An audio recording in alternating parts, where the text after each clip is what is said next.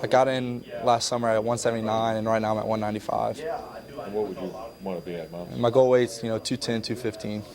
So tell me what you eat every day to start that journey.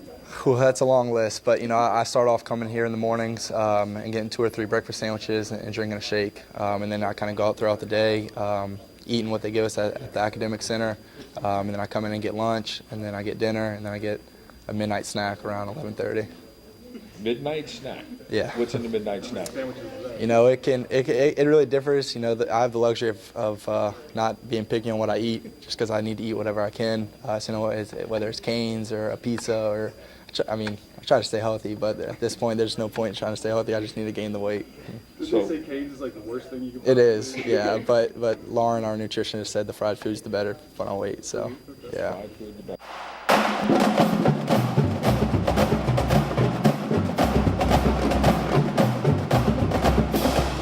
Hello and welcome to this week's edition of Tigers Roar with Jordy Helberg. I'm Tommy Krysan on Pelican Sports TV. Who was that guy? Who was that guy? I give you the credit, sir. You made a request on air a couple of weeks ago. Let the quarterbacks at Tiger football talk. And we got an opening clip. We got more Miles Brennan coming up later, but I give you the credit, Well, Mr. I don't know about that, Helberg. but it looks like they handle themselves well. Why everybody not? else does it. Why not? But anyway, we got so much happening in the world of sports. Anything going on? No, nothing at all. We can just bang the show now. Can we said talk, hello. Can we let's say talk goodbye. back? I know this is Tigers Roar. Can we make it Pels Roar for a little while? Let's go Tigers Roar with the 5-star power forward Emmett Williams committing to the stellar recruiting class. He's signed. He put his name on the dotted line, a 6'7" forward out of New Jersey who's Might be the pick of the litter. coming in with a lot of accolades. Might be. There's a great class. They ranked as high as 3 in the recruiting wars to 5. They've got a little bit of everything. 6'9", 6'7", 6'7", 6'4". Very interesting. And Will Wade continues to work. Brandon Sampson has signed with an agent. He's out of there. That frees up another Did that surprise spot. you? Yes, it surprised me. But I am not one to. I'm not one to tell anyone if that young man wants to go and make a living playing basketball. Good for him. I was shocked when I heard it because I personally don't think he's ready. But hey, good luck. But good luck to him. you made a point on your radio program. He may have read the writing on the wall. Okay, if I'm going to sit the bench, why don't I go play overseas or the G League or somewhere and make a few dollars while I'm trying to get better? There's only Not 40 going to get better on the bench. His uncle Chris, a very dear friend of mine, and I haven't talked to Chris since the announcement. Tremendous athlete. But, there's only yeah. 40 minutes in a college game. It's tough to divvy those minutes up. Well, and then you got, again, Will Wade, that frees up another spot for him. They got However, 10 he may scholarship, wanna address that. 10 signees, scholarship players. You can get 13, so I'm sure he wants to go junior college route or grad transfer route, kind of like what LSU football just did with the cornerback from Stanford. Stanford, John Curtis product from the New Orleans area. Terrence Alexander is a graduate transfer will be immediately eligible at LSU. Cornerback, a position of need. Here's a guy that got on the field a decent amount for Stanford. He wasn't all conference or anything out Going to there. improve the GPA. Come on. Yeah, well, that too. Because don't coaches get a benefit, get a raise if they Yeah, well, you got to bring reach a Terrence certain Alexander standard? in there. So Yeah, LSU the orders are on football, sharp. LSU football's on the move. We're getting closer to the spring game, which is Saturday, April 21. Another scrimmage is scheduled for this coming Saturday, the 14th, but weather may alter that. I was going to say, can we bottle the weather today and save and it save for that Saturday? for the spring game? But anyway, so the Tiger football team nearing the end of spring football practice, and a lot of people, a lot of fans, a little bit frustrated, like they're not getting enough information. It's spring football; it really doesn't matter. Fans. Yeah, we calm them down, Jordy. You're good at that. Who cares about spring? And if you go to the spring game, with it being on the SEC network, do you really think they're going to show what they're going to really do? No. Well, I'll tell you this, and you can book this, okay? They're going to throw a couple of long passes early in the spring game just so the fans will go, oh, they're throwing the ball. Yeah. Okay, and that's just what's – remember a couple of years ago, the first play was like a pass. Somebody threw it like 80 yards down the field. Everybody going, oh, they're going to throw the ball. And then you never saw that pass again, even in the fall. Please take it for what it's worth. you just hit the nail on the head. For what it's worth, it's spring football. If the coaches had their druthers, they would not have a spring game. I agree. They would want another practice closed to the media, closed to the public, all that stuff. But it is what it is. LSU has planned some activities out there. Go to lsusports.net. It's a block party. There's an autograph session. So there's some things to do if you and or the family want to get on out there and get you a little fix of LSU football. And again, that's on Saturday, April 21. Stuff going on all day. The scrimmage or the practice of the game will start at 5 o'clock. You know, I've always been preaching this, and it'll never happen, but I've always said if you're going to have a spring game, sell tickets, invite another school in there, and raise money and donate it to charity. Well, they won't do that because they don't want to get anybody hurt. If you bring another school in there, it all goes up a notch. You know, when they're going purple versus white or whatever they're doing, oh, okay, don't hit him. Right. Hey, you don't get hurt, know, you know. I know, So I know. if you bring another team, whoever that may be. Will we ever get to the point where spring football is abolished? I think so. Do you really? There's a lot of Coaches or spring games. spring games first and then spring football. I think they'll be always abolished. have spring football, but I think they'll limit the contact in it, and I can see spring games going by the wayside. Yeah, I agree with that. I mean, you know, It's all about the concussion protocol and all that. There's a lot of layers into all of that. So you got a lot of that happening, and then the New Orleans Pelicans are in the NBA playoffs. What? And for the first No. time, Really? for the first time since 2011, it's a year when both the Saints and the Pelicans made the playoff. It's great to see Gail Benson enjoying herself watching the game, and they beat the tar out of San Antonio. And San Antonio had their players. They were playing to win because it was all about jockeying for position. Spurs get to face Golden State now. And I think the Pelicans, if you had to ask me, you want to play Houston, number 1 seed, Golden State number 2, Portland number 3, or Utah number 4, they got the best pick they could in Portland. They can't beat Utah. Not going to beat Houston. Maybe Golden State, but they still got a lot of firepower. I think they got the best straw with the chance to advance to the next round. Right, and that'll begin on Saturday night out in Portland. 9:30 tip. Stay up. Late tip. Stay on up, that big one. fella. So, Stay up. So you got the NBA playoffs, which are here now. The Are you regular now a season is Rajon on. Rondo fan? I've been preaching about him. Are you a Rondo fan? He's making it happen. He's a key reason why.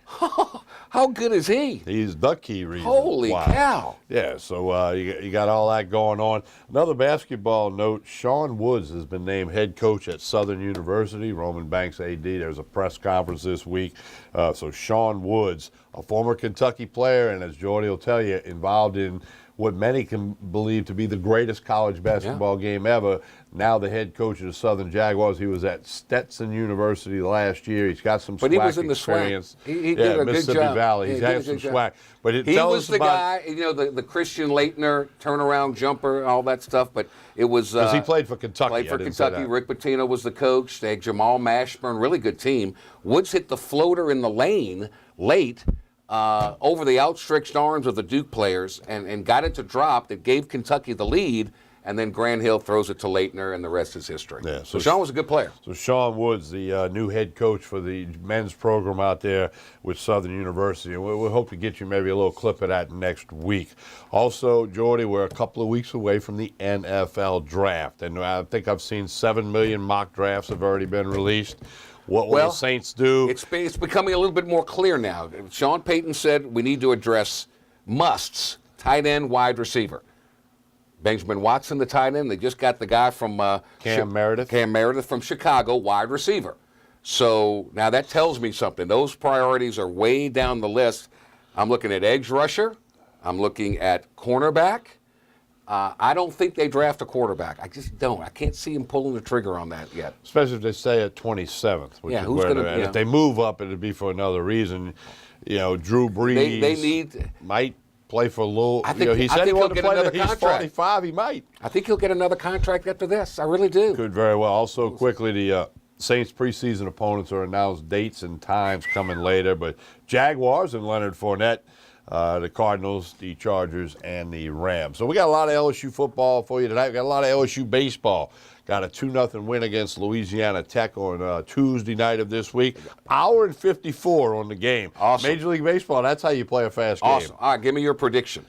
Because Paul Maneri has said they're changing the rotation. He came out and said Caleb Gilbert, who pitched 1 inning of relief against Tech, is going to stay in the bullpen.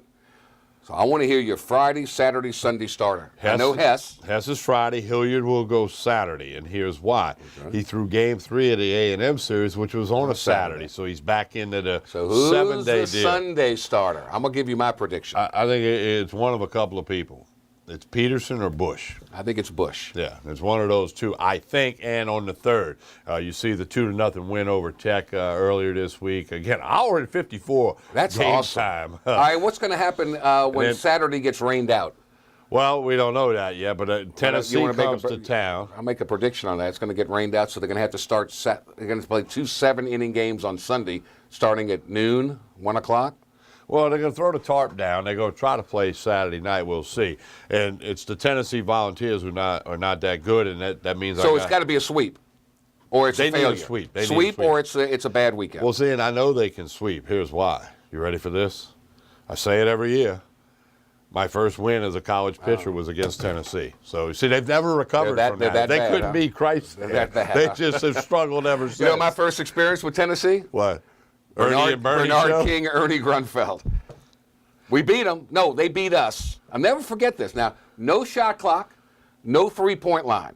In Baton Rouge, the final score, 40-minute game, 107-102. Wow. No, what happened was Tennessee was coming to Baton Rouge to play LSU, and what used to happen a lot back then, they'd stopped in Hammond on the Wednesday, y'all were fine. Played a game with us, 9-inning game, get an extra game in while they were on the trip, and then play the weekend series. And that happened with Auburn, Alabama, a bunch of teams. Well, my first college win happened against the Volunteers in Hammond. How many innings you go? 7. Well, how many hits you give up? 3. How many runs?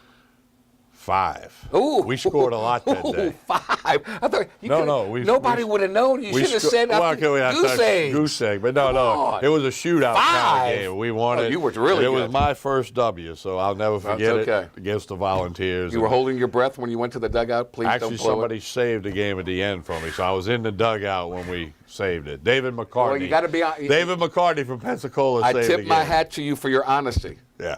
I was expecting you to say 1 run at the most. Perfect game or something. 1 run at the most. 5. No, 3 hits. David McCartney from Pensacola Did they take a yard? No. I didn't give up. Did you walk a bunch of people? No, I struck out a bunch. Did you hit people? There was a quarterback. How you score 5 runs and only 3 hits? No, they must have had more than 3 hits. But what it was, we won the game like 10-5. But what it was, they had a quarterback, Jimmy Streeter. After Conrad Holland. I remember Jimmy Streeter. Well, he was their shortstop. I struck him out 3 times. Okay, so that's stuck to football. Yeah, okay, I'm going to take this one step further. Oh, goodness. We've opened up Pandora's box. So this is the Tommy Krysan Hour. Go ahead. Okay, I got to go ahead, Rebel. So I get to win my first college win. About a month later, we're in Knoxville to play Tennessee. And we get into Knoxville, and I go out on the outfield warning track while Tennessee's taking batting practice. And I had my pitching jacket on, which had my number and my name on the back of it. And I had pitched a couple days before against East Tennessee State. So I'm just doing some jogging out on the warning track, and a couple of the Tennessee guys see me jogging. They see the number and the name. They turn around and they go, "Hey, 14, are you throwing today?" And I said, "No." And they said, "Good." And I said, "Well, that's right. You better be glad I'm not throwing today," because they know I'd kind of mowed them down and have them a couple of weeks before that. All right, enough of that. We want to take a break, come back, and get to some LSU football. We're going to hear from Miles Brennan right out the gate. As Jordy asked, man, we got to hear from these quarterbacks. We got to hear from these freshmen. You got to have faith in them. Got to trust them. If you want them to lead you on the field, let them talk. Well, we're going to take a break, and we're going to come back and hear from Miles Brennan, the incumbent at the Tiger quarterback position, and you'll hear what he says about trying to gain weight and what did he learn from Danny Etling, a few other things. All of that and more when we continue with Tigers Roar. We can show them how to gain weight. Here on not that hard. On Pelican Sports TV. Hard. Stay with us. We do it every day.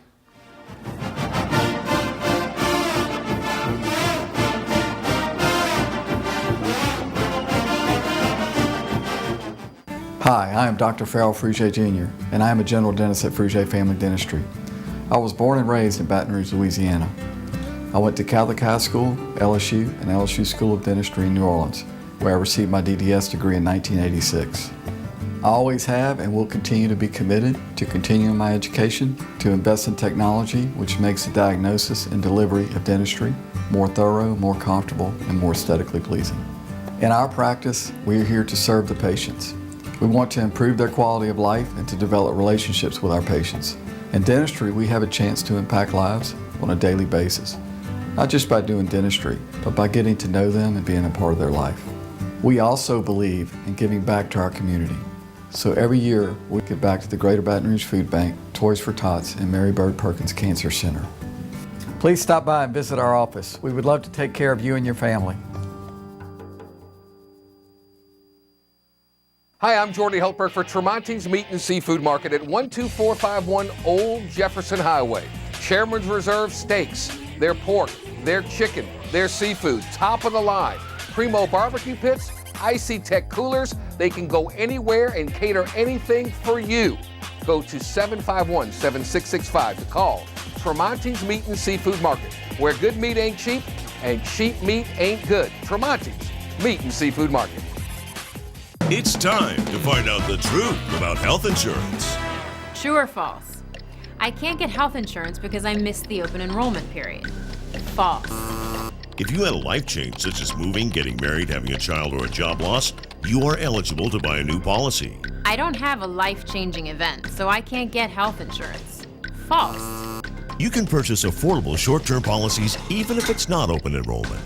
I have to spend hours shopping around for an insurance policy that's right for me. False. Call Healthcare will connect you with licensed agents that do the work for you, comparing hundreds of options, making sure you get a policy that fits all your needs at the best price. Call now and we'll connect you to a licensed agent that will answer all your questions. The call and the service are free, so what are you waiting for? Call Healthcare, getting the coverage you need at a price you can afford. Call now. Representatives are standing by to assist you.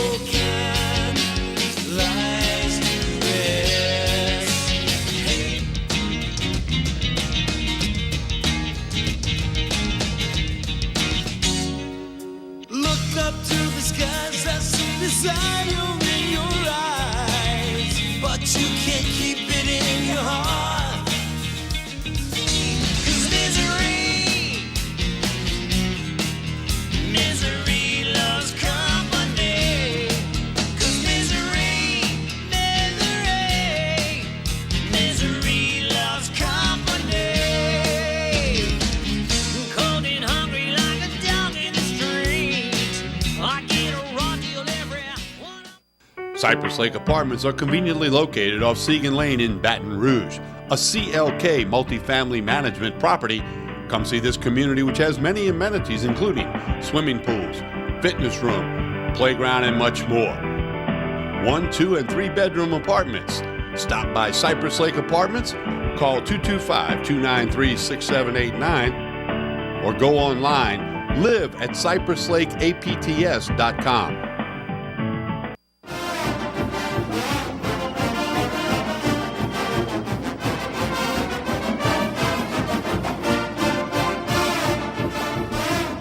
We continue with Chagas Roar, Jordy. Before there was even Sports Talk Radio in Baton Rouge, which I guess was mid-'80s or so, when that began. Well before that, the number one talked about thing in sports in Baton Rouge is the LSU quarterback and quarterback position and quarterbacks. Even back to the days of Johnny Warren Rabb, and I mean, we can go forever, okay? It's no different. Now, of course, with internet and social media and LSU heard your request to hear from the quarterbacks, and Miles Brennan had a little session. He also had an interview that was a Q&A session with Ross Dellinger of The Advocate, but they finally let him speak, and I think the fans like that. Regardless of the fact that he's been coached up and he's not going to say the wrong thing, I think the fans want to see the players. I love the fans, but I'm more concerned about the kid. He's got to learn to face the music. He's got to learn what pressure is, because he's fixing to go into an environment with 90,000, 100,000 people, and he's got to have the confidence of himself. He's got to have the confidence of his teammates. He needs to be the face of the program.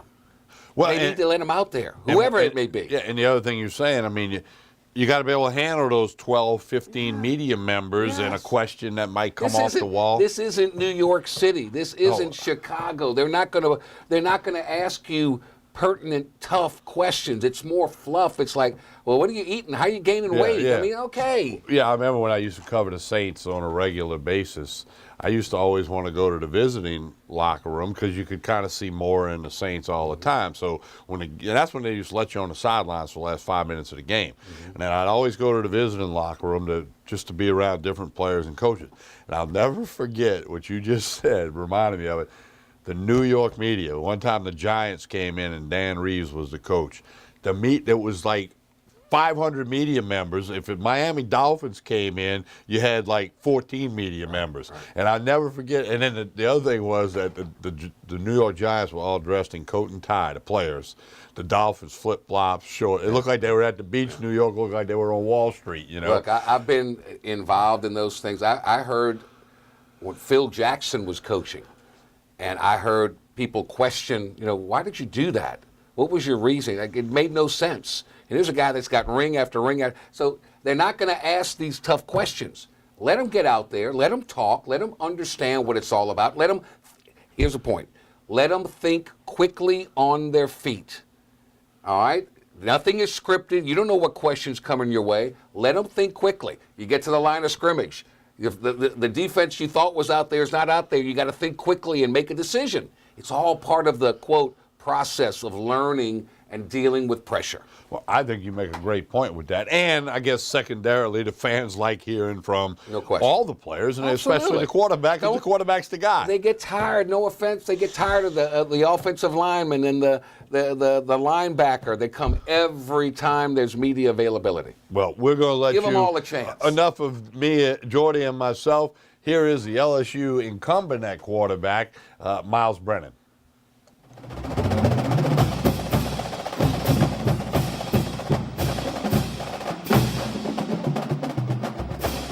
Well, installing a new offense is always a little difficult at first, but I feel like we're coming around. We're learning a lot. We're getting better each day, and we're learning from our mistakes. I feel like it's the biggest thing in this offense is just to study all the time and come out and be ready to work each day. Did you have a list of goals that you'd like to accomplish in the spring? I did, yeah. I mean, obviously, putting on weight's a big goal for me. But, in terms of football, it's just learning as much as I can. Learning to take what the defense gives you, not trying to force throws, be smart with the ball, and eliminate the turnovers. How much weight did you put on since you got here? I got in last summer at 179, and right now I'm at 195. And what would you want to be at, Miles? And my goal weight's 210, 215. So tell me what you eat every day to start that journey. Well, that's a long list, but I start off coming here in the mornings and getting 2 or 3 breakfast sandwiches and drinking a shake, and then I kind of go out throughout the day, eating what they give us at the academic center, and then I come in and get lunch, and then I get dinner, and then I get a midnight snack around 11:30. Midnight snack? Yeah. What's in the midnight snack? It really differs. I have the luxury of not being picky on what I eat, just because I need to eat whatever I can. Whether it's Cane's or a pizza or, I try to stay healthy, but at this point, there's no point in trying to stay healthy. I just need to gain the weight. Did they say Cane's is like the worst thing you can? It is, yeah. But Lauren, our nutritionist, said the fried food's the better put on weight. So, yeah. Fried food, the better. A lot of people are jealous of you. You're doing the opposite of what Exactly, they're yeah. Don't eat after 9 o'clock and all that. What have you gotten better? Have the scrimmages made you better? The speed of the game, you're getting accustomed to all that? For sure, yeah. That was a big thing that I learned coming in from high school is that the speed of the game changes a lot. When the windows were there in high school, they might not be here now. And you're having to, throw the receiver open instead of seeing him open. But, I learn from each scrimmage. And like I said, just trying to eliminate the turnovers is my biggest thing. What's it like going from Bill to Steve? That seems to be a rather... Yeah, it's different. But he's my offensive coordinator, and I really like him. He knows what he's talking about. He's very upbeat. He's a great coach, and it's also helpful that he's played the position, so he definitely knows what he's talking about. Is he hard on you like he was Foster and the rest of For sure, yeah. we're the kids he's coaching now, so you know, you can't take anything personal. This is his job and a business, and we just have to know that. Miles, you got so much hype as a high school player, and a lot of people around there, whether it's fair or not, okay, have monumental expectation about what you can do. I mean, how do you deal with that? I mean, you're only 1 year out of high school. I mean, how do you deal with that as an individual? Yeah, you know, you really can't focus on that. You know, you really have to put that away. This is a new journey, a new step in my life, and what I look at every day is just trying to get better. You know, I'm gonna let the outcomes take care of themselves. But at the end of the day, I'm here to go out and perform to my best ability, and so that's what I'm going to do. What do you think competition between you three right now? I feel it's going really good. You know, we go out there and we push each other each day. You know, we're teammates. We're trying to learn from each other's mistakes. We're friends on and off the field. Do you think you deserve that starting spot? Yeah, that's a good question for Coach O. What do you think are your best abilities? What do you like to bring to the field? You know, I feel like I can do whatever the coaches ask. You know, obviously Lowell and Justin are faster than I am, but I feel like we all bring, you know, the same traits. You know, we can all throw the ball very well, and if they ask me to run the ball, I can run the ball. So whatever they ask, I'm going to do. Is it fun when people say, you know, he's a pocket quarterback, he can't run? I mean, it's a little fun just because, you know, on Saturday nights they can see that I can run. You know, maybe I don't run far, but, you know, if I have to get the first down or a touchdown, you know, I'm going to do what I have to do. Can you make all the throws now? Is something you're working on? Yeah, you know, I feel like I can make any throw. I just have to, you know, go out and keep learning and you know, just like I said, not force anything. How was it backing up? I feel like I do, yeah. And you know, when the weight comes on, the strength will come with that. So. What did you learn watching these games last year, Miles, especially the SEC games against the really good teams? What did you take away from that? Yeah, you know, you have to be smart with the ball. Obviously, the teams with the least turnovers is most likely going to win. And so, you know, like I said, not forcing anything and taking what the defense gives you is going to help out a lot. And play the game play by play. You know, if it's a bad play, throw it away. If it's a good play, throw it away and move on to the next play. I know you all have started doing some different things in the red zone. How has that installation kind of gone for you? I feel it's going really well. You know, along with the whole installation, we're learning day by day, and you know, we're just doing the best we can. Does it feel really different than y'all did in the red zone last year? A little bit, yeah. But you know, it's a new offense, a new system, and it's upon us to learn. And so we're going to do that and go out and perform and score when we get in the red zone. Miles, they put you in the game at Alabama with 4 minutes left. I'm just curious what you took from that experience and just, you know, kind of seeing the best up close and knowing this is what I'm going to have to do, you know, eventually. Yeah, you know, I mean, they told me to go get warm, so I went in there, and you know, at the end of the day, it's just a game. You know, no matter the size of the stadium, no matter, you know, the crowd, you know, none of that really matters. At the end of the day, you still have to go out and perform, go through your reads, throw to the right person, and don't force anything. How was it backing up Danny last year and what did you learn from that? Yeah, you know, I learned a lot. I'm pretty sure he only had like 2 interceptions, and I took that away. Like I keep saying, you know, not forcing anything, take what they give you, and being smart with the ball. He was a competitor, he was a fighter, and so it was really cool to be behind him and learn from him. Do you like having that quarterback battle? Everybody's pushing one another, and really offensively wide, you're kind of all learning at the same pace. For sure, yeah, it's great, you know, to go out there and you know, I love competition. So, you know, we're all competing with each other, we're all pushing each other, which at the end of the day, it all makes us better. As far as learning together, do you feel like that's helping the receivers and you kind of build the floor? For sure, yeah, definitely. I mean, we're all on the same page. You know, it's a new offense for the whole team, and so for us all starting on ground level 0, I feel like it's helped out a lot. Does it bother you that there's not a starting quarterback named right now? No, it doesn't. You know, I let that take care of itself. You know, the quarterback room is open. We go out and we compete with each other every day. We make each other better, and I'll let that take care of itself.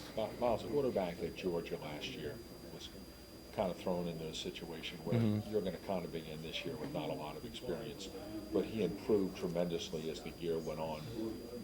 Have you studied him at all?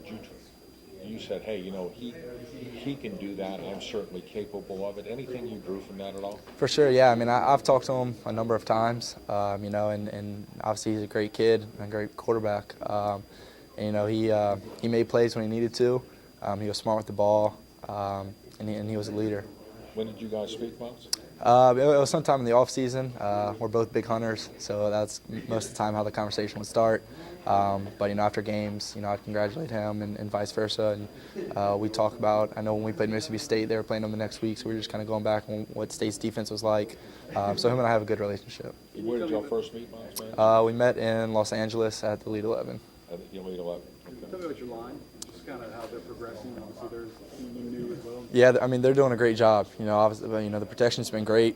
You know, like you said, they're all learning. You know, they're learning the new protections, the new schemes, and things like that.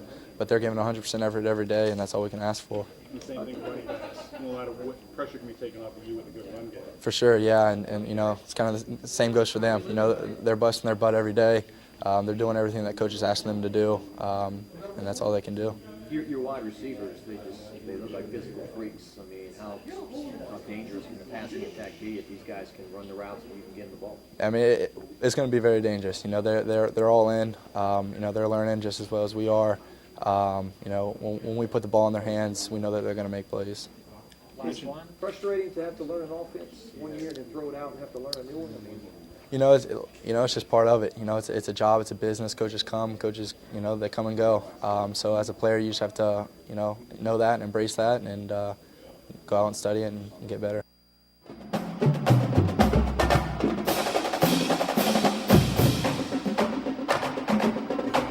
See there? Impressive. Handled himself very well. Impressive, very well. I don't know how Todd Graves feels about late night games if you want to gain weight. Yeah, it doesn't matter what you say about me, just say That's something. Right. And free publicity is great publicity. Yeah, That's right. so anyway, but I was thinking about your point while the tape was running. You know, I think that's all part of his maturation. Absolutely. Meet with the media, get that goofy question or that off-the-wall question, and like you said, adjust to it. Come up with an answer. Think quick, think I mean, quickly. if you don't think the linebacker's blitzing and then he does, you got to adjust. Absolutely. Correct? Absolutely. It's all part of Quarterback's nothing but adjustments anyway. maturation process. I agree. There you go. All So right. anyway, he's the incumbent, but you know we've heard good things about Lowell Narcisse and Justin McMillan, and you'll get to see all three of them on the spring game on April You know why we 21. keep hearing all the good things, right? Don't want any of them to transfer. Thank you. Yeah, they're playing the game. There's a lot of games being played. And they should. Yeah. They should. Got to do it that way. Let them compete. All right, let's take a break. When we come back, we're going to hear from one of the guys who's going to hopefully catch a whole lot of passes from Miles Brennan, or whoever the quarterback is. The Texas Tech transfer, Jonathan Giles. We'll hear from him when we come back with more of Tigers Roar. Stay with us.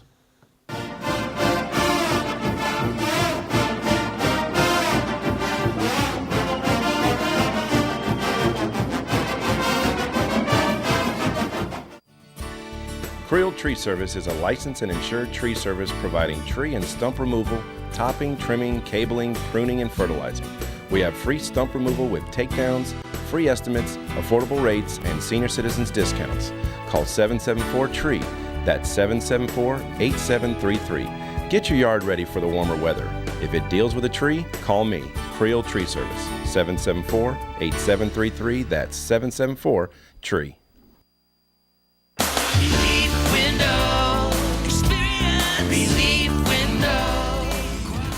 When my wife and I started Relief Windows, what we were trying to do, what our goal was to give a quality job to a homeowner. Everybody's scared of contractors. We wanted to change the mold of what that is. Not showing up on time, not answering the phone, somebody running with your money. The reason why you should pick Relief Windows to do your renovation of your home, windows, doors, hardy plank, or siding, is because of the experience, quality service of our company. Service is everything we have. It's the foundation of our company. We're going to show up on time. We're going to do the job right. Over 60% of our customers is customer referral. We're a local company here in Baton Rouge, built in Baton Rouge, staying in Baton Rouge. Okay. The job's not done until you're happy and we're happy. It's built the old-fashioned way, with a handshake. Here at Relief Windows, it's an honor to be official window, door, and siding company of LSU Athletics, from one winning team to another.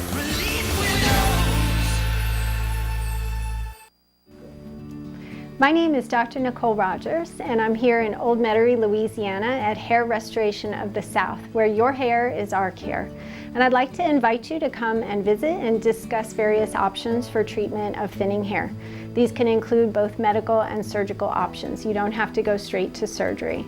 In the meantime, feel free to check out our website, hairrestorationofthesouth.com, and we look forward to seeing you soon. This is an important announcement. If you're between 50 and 85 and worried about your loved ones, you can still get affordable life insurance for peace of mind. My life insurance coverage is guaranteed, and I was not required to get a medical exam. I had high blood pressure and diabetes, and I got my coverage with one telephone call. No exam necessary. I'm a smoker, and I wanted to take care of my family. I called to get my life insurance and my affairs in order. I wanted to do the right thing. Call Final Expense No Exam Insurance. Your rates are guaranteed and will never increase. I called and learned that this insurance cannot be canceled even if you get sick or gain weight. And there are no restrictions on how my beneficiaries use the money when I'm gone. Approval was easy, and the price was right. I wanted to do this for my children.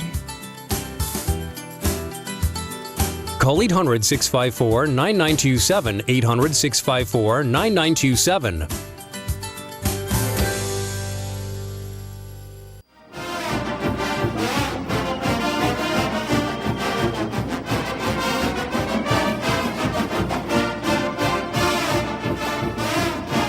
We continue with Tigers Roar, but we tell you about WUBR on the TuneIn app, tunein.com or WUBR910.com. The daily local radio lineup includes a gentleman to my left, Mr. Jordy Hultberg. He gets it going in the mornings. The Bud Man, Buddy Sanji, keeping it spicy from 1 to 3. I'm there with Pelican Sports Radio 3 to 5. Jonathan Poche's in there 1 day a week. Dave Scandaliato, you want to find out about wagering on horse racing with the Kentucky Derby coming up and the Santa Anita Derby, or the NBA playoffs or baseball? Dave Scandaliato with Sportsline on Fridays from 5 to 6 p.m. And we've got that, and Jordy has a program in the Lafayette market. Every day, thank you, Tommy, Monday through Friday, 2 till 4 p.m. on KLWB 103.7, The Game on your FM dial. There you go, over there in the Lafayette market. All right, we heard from Miles Brennan, and he's, the incumbent to be the quarterback, could be the guy. We'll know for sure whenever they run out on the field against the Miami Hurricanes. That's all that on a matters. Sunday night start on September 2. One of the guys who everybody's hoping catches a whole lot of passes, he transferred in from Texas Tech, and he's a really good guy by all accounts, and he's been impressive as a person and as a wide receiver, Jonathan Giles. Let's let you hear from wide receiver Jonathan Giles, the Texas Tech transfer.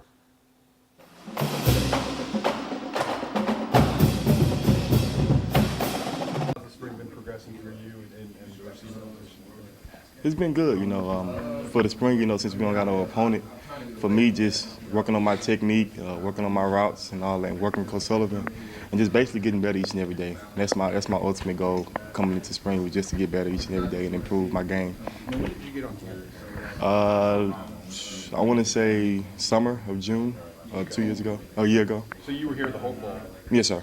So you kind of seen what the football and the SEC is like. How excited are you to take the field? I'm very excited. Since I've been playing football since I was 8 years old, and last year was the first time I didn't play football for a whole year. So it hurt, but just being around these great fans and my teammates and coaches, it really helped me. So I can't wait to be in Death Valley and get the full experience. Can you maybe describe your style of play, what people should expect from you as far as a receiver, and what you can add to the offensive side of the ball? I'm very elusive. I like to make plays. I love the underneath routes and get big gains out of it. I do all the dirty work pretty much. Catch the short passes. I go deep and hit every now and then, but most of the time it's just short, quick passes and catch it and run with it. What'd you play in school? Quarterback. Okay, so you have some elusiveness to you after you have the ball? Oh, yes, sir. Especially if having the ball in my hand all the time, it really helps me and it helped my game coming back to playing receiver here. Can you talk about the difference between the SEC and the Big 12? What you see? Well, the Big 12 is more of a zone. You don't really use. It's some teams that play man like Oklahoma State, Oklahoma, but for the majority is more zone. And then SEC, like I said, is straight man, in your face, bump and run. So it's a big difference. So I assume that you've worked very hard as far as getting off of press coverage. Has that been an adjustment for you? A little bit, just because, Coach Sullivan always tells me they like to hold in the SEC. So one of the things he taught me was the shed technique, which is basically just when they try to grab, just get them off of them with your like a little elbow push, shoulder push. Do you feel like the field shrunk going from zone to man? Is it tighter coverage? Do you feel like you have less, room to be open? Oh yes, definitely. Just because it's man to man, so you have very little room to make an error. So like I said, with Coach Sullivan, he preached nothing but technique. It don't matter if you make a one-hand catch or a great catch. If you didn't do the technique right, he ain't gonna like it. So that's one of the big things coming in, with just working on my techniques. What is that like learning from him, a guy that's got that pedigree and has been around? Oh, it's great. You know, every time we have a meeting or every time he talks to me, I always bring my notebook and pen just because I know everything he say is very valuable to me and also to my teammates. So every time we in the meeting or we on the field, I'm always listening. So 12's got some decent venues, right? There's Oklahoma, Texas. What was your take on seeing the SEC stadiums? Oh, it's different. Like I said, Texas Tech was where I was at was only 66,000. Then you come to Death Valley and it's 102,000. So it makes a whole lot different just because you know the atmosphere and the fans, how crazy they are, and then just Death Valley. I mean, who wouldn't want to play in Death Valley? So it's very fun. Is a big part of you coming here proving that you could play on this level? Oh yes, sir. That and then Coach O. You know, I remember the first phone call he had gave me, which was 6:30 in the morning on a Tuesday morning, which I was still asleep because I had class at 8:30. But then I missed the phone call, and then he called me again the second time, and that conversation was just great, and I couldn't say no to that. What did he say that was kind of? Can you give us a? Well, when I first answered, the first thing he said was that he loved my film. And that was the first thing he said. He watched my film about 3 or 4 times before he called me, and he just kept saying he loved my film. And that just, it got me excited because it's LSU, and I never thought I'd be here. So every time I wake up in the morning, I'm thankful. When you were here in the fall, I would assume you were learning Coach Canada's offense. How much new stuff have they rolled out to you guys so far, and how's that adjustment?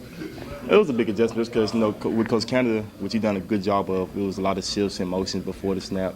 Whereas this offense, Coach Ismig, is less shifts and motions and more simpler plays and formation. So it's easier to learn quicker.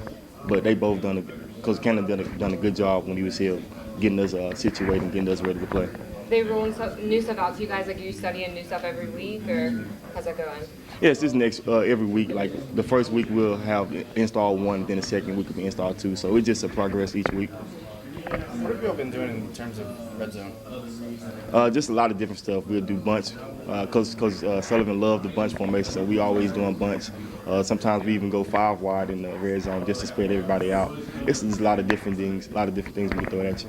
What you like about the bunch? Just the misdirection of it all? Right. Just I don't know how to explain it. Just I don't know. It's something about the bunch that he loves. Like we'll do different things. We'll motion into the bunch. We'll motion away from the bunch. So it's a lot of different things we'll do on offense. Just a lot of options out of it. Right. Yes, sir. Does it feel like it's going a little better than maybe it was last year with the I think it's the same. You know, Coach Canada done a good job in the red zone of just running the ball. We had a good back in Darius Geis and Daryl Williams, and then this year with all the talent we had at the receiver position, we can throw it out and air it out. So that's why we're doing different sets, such as the 5 receiver set and the bunch set. So you see a lot more passing. Right. Yes, sir.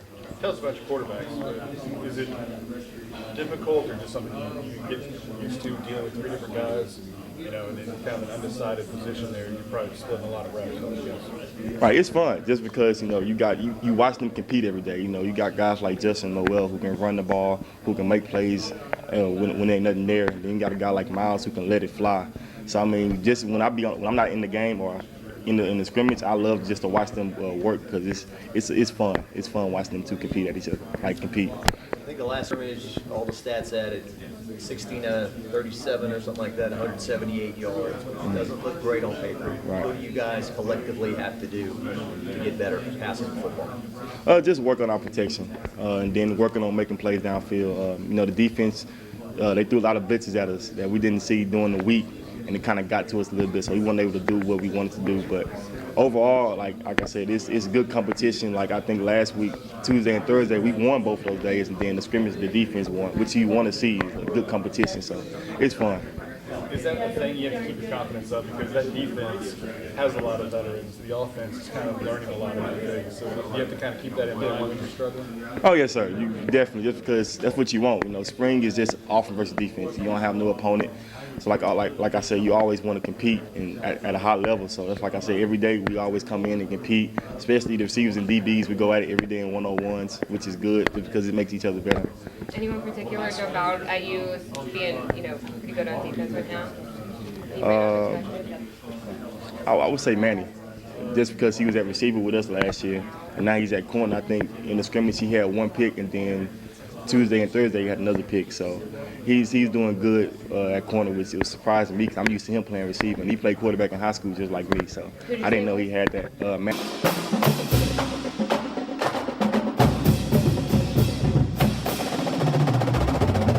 We continue with Tigers Roar here. Jonathan Giles, lots being expected out of him. He's turned some heads, both as a person and a wide receiver. That's supposed to be the strength of the club, the wide receiver position. They got a whole lot of players, but zero LSU experience. So we'll see. And we do know that when he was at Texas Tech, the ball was in the air a lot. That's a whole different ball game. But still, the passing game was their emphasis. So he has to have learned something. Absolutely. But good or bad, here's he the whole learned thing. something. Does he run routes the way Jerry Sullivan wants you to run routes? Does that fit into it? No.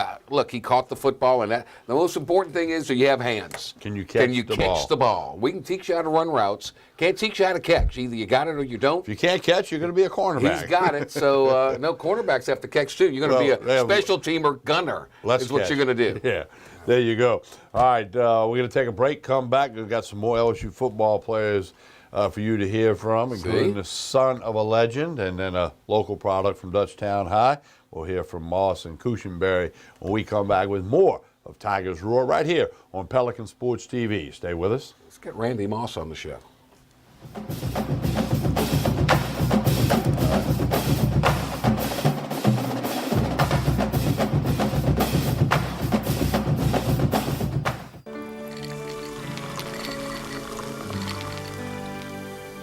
No one can stop me when I taste the feeling. Nothing could ever bring me down. Nothing could ever bring me down.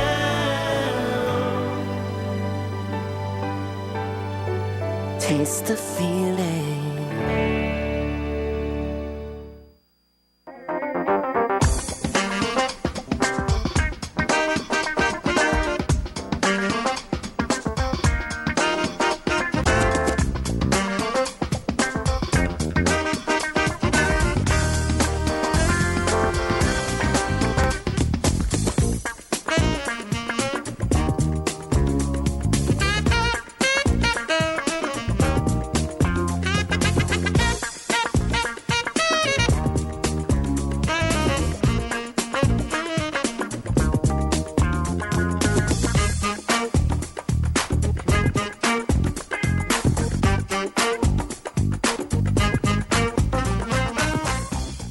Woodburners, serving South Louisiana since 1977, is a family-owned and operated company with over 30 years of experience. They're the fireplace experts, providing upscale products at an affordable price. Fireplaces, glass doors, wood stoves and stove chimneys, mantles, screens, gas logs, and tool sets. Visit online at woodburnersinc.com. Call 225-752-2590 or stop by 10510 Airline Highway in Baton Rouge. This is an important medical announcement for anyone who has taken the chemotherapy drug Taxotere.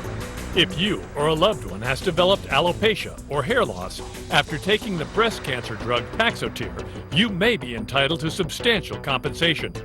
While many chemotherapy drugs can cause temporary hair loss, Taxotere can cause permanent, irreversible loss of hair on the head, eyebrows, eyelashes, beard, and body. Call now for a free assessment of your case and potential money damages. The call is confidential and you may be eligible. You may not have been warned about the side effects of Taxotere. Your consultation is free. Call the Drug Watch hotline if you or a loved one has experienced permanent hair loss as a result of the chemotherapy drug Taxotere. But you must call now. Call 800-794-0738. 800-794-0738. Hi, I am Dr. Farrell Frugier Jr., and I am a general dentist at Frugier Family Dentistry. I was born and raised in Baton Rouge, Louisiana. I went to Catholic High School, LSU, and LSU School of Dentistry in New Orleans, where I received my DDS degree in 1986. I always have and will continue to be committed to continuing my education, to invest in technology which makes the diagnosis and delivery of dentistry more thorough, more comfortable, and more aesthetically pleasing. In our practice, we are here to serve the patients. We want to improve their quality of life and to develop relationships with our patients. In dentistry, we have a chance to impact lives on a daily basis, not just by doing dentistry, but by getting to know them and being a part of their life. We also believe in giving back to our community. So every year, we give back to the Greater Baton Rouge Food Bank, Toys for Tots, and Mary Bird Perkins Cancer Center. Please stop by and visit our office. We would love to take care of you and your family.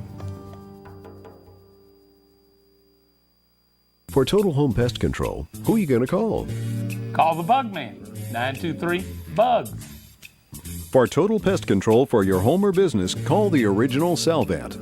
Call the Bug Man today, 923-BUGS.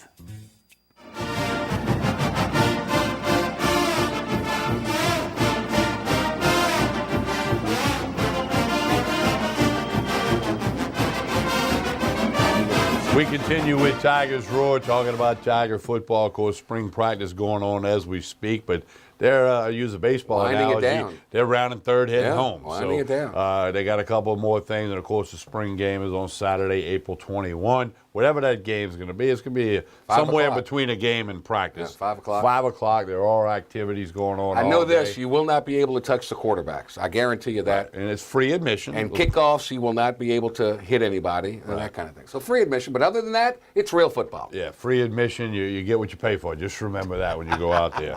Well, we got some more LSU football Are players. the concessions free? No, probably jacked up. Oh. Some more LSU football players for you to hear from. Offensive lineman who played at Dutchtown for Benny Sayer, Lloyd Cushenberry, expected to get a lot of snaps this year. And then the son of an NFL legend, Thaddeus Moss. His father, Randy Moss, a much maligned wide receiver, but a guy that could flat out play the position. Went to Florida State. Bobby Bowden said he was the most gifted talent he'd ever seen, and left and went to Marshall, and the rest is history. And was thrown out of Notre Dame before he got to Florida State. Yes. So, yeah, but anyway, so he's whatever, but his son now playing at LSU as a tight end more than as a wide receiver, and who knows, may flex him out. We don't know what Ensminger's going to do with the offense, but we got a couple of interviews with these guys. We want you to hear from them. We know you love LSU football. Here you go.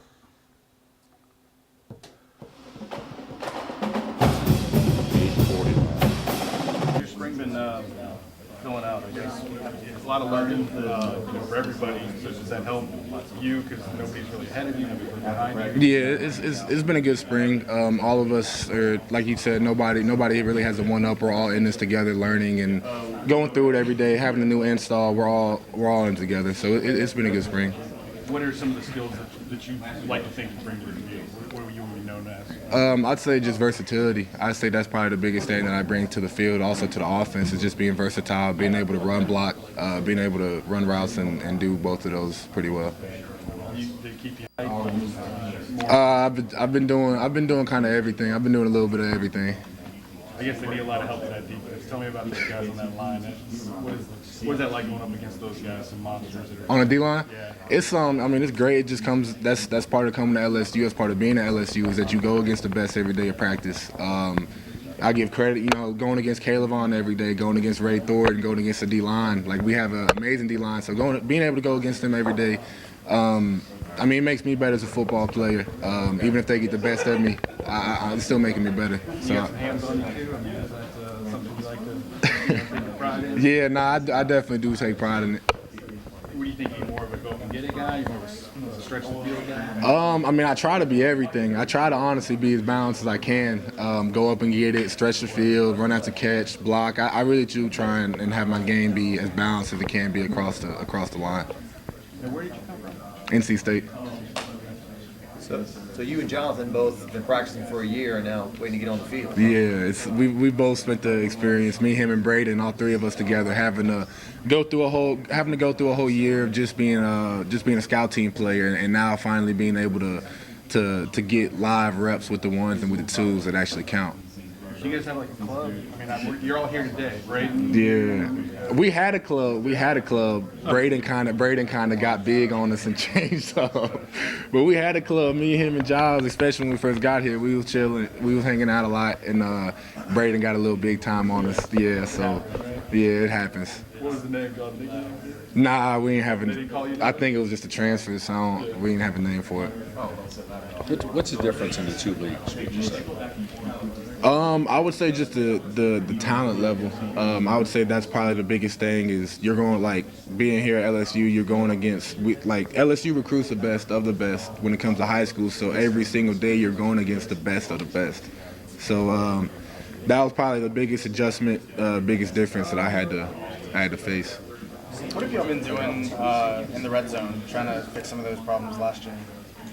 In the red zone, we've that might have to be a question you bring up with Coach Hill. I'm not really sure.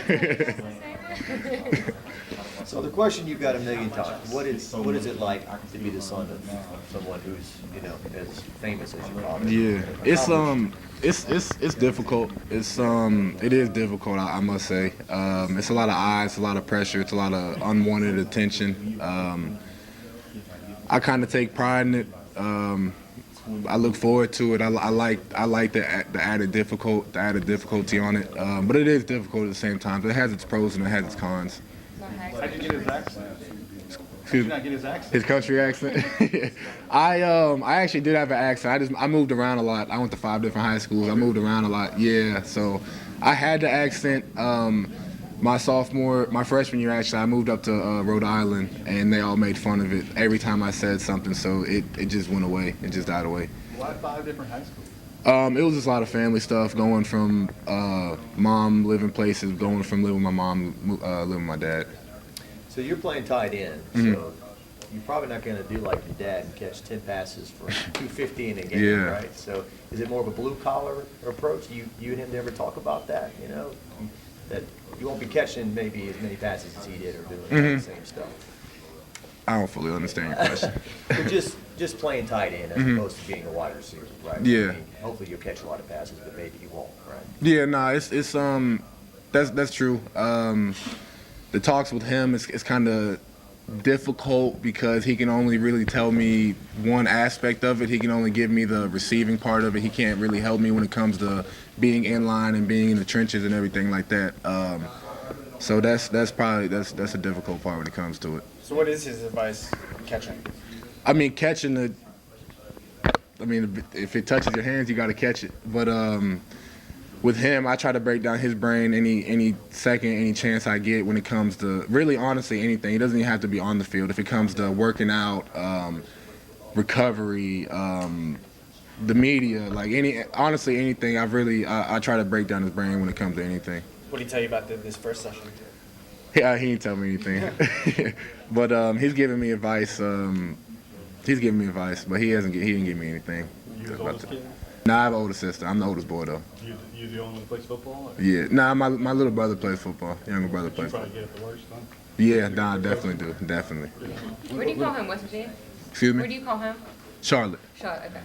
What did you think of the video when he got into Canton? And The video. have you ever seen him emotional like that? What's funny is that my brother saw it, and he was like, "I've never seen Dad cry before," which honestly, that was the second time I've seen him cry. The first time I saw him cry was when Dennis Green passed away, and he was up there talking in front of the media, and he cried. That was the first time I saw him cry. But the video though, it was touching. I kind of got choked up a little bit just because I know everything that he's gone through, everything that he's sacrificed just to get to where he's at and everything. So it was the video was touching. What kind of blocker was Dad? Kind of blocker. Blocker as a wide receiver. Did he block anybody, you think? He did. I don't know. I don't know. I haven't watched enough film. I haven't watched any film of him blocking, so I can't speak on it. So you're gonna do a lot more, probably. Yeah, probably. Cool. Thanks, Daddy. I wanted to talk to the offensive line, just kind of get a feel about how the battles, position battles are going. It's been going well. I feel like everybody's been getting better every day. We're trying to push each other.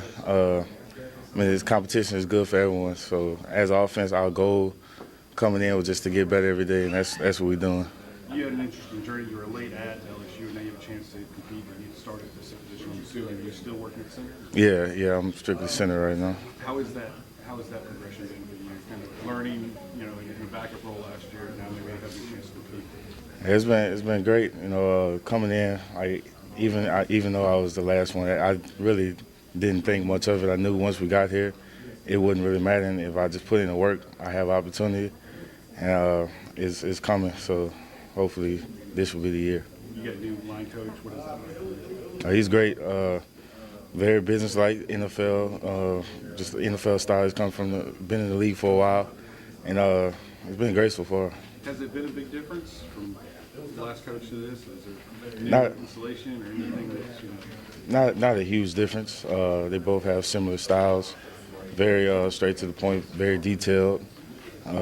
Just great coaches, both of them. You're breaking in, I guess you'll be breaking in pretty much a new quarterback this year. What responsibility do you guys take in, trying to protect this guy and get him comfortable in this new offense? As offensive line, we want to be the leaders of the team. We want to shoulder the burden. So it's all on us. It starts with us. Everything starts with us, and that's the mindset we have every day. I'm sorry. What are you seeing out of passing the football and what you guys can do throwing the football if you protect whoever's back there? Yeah, if we do our job, I feel like the sky's the limit for the offense. But like I said, it all starts with us. Just we do our job, they're gonna make plays.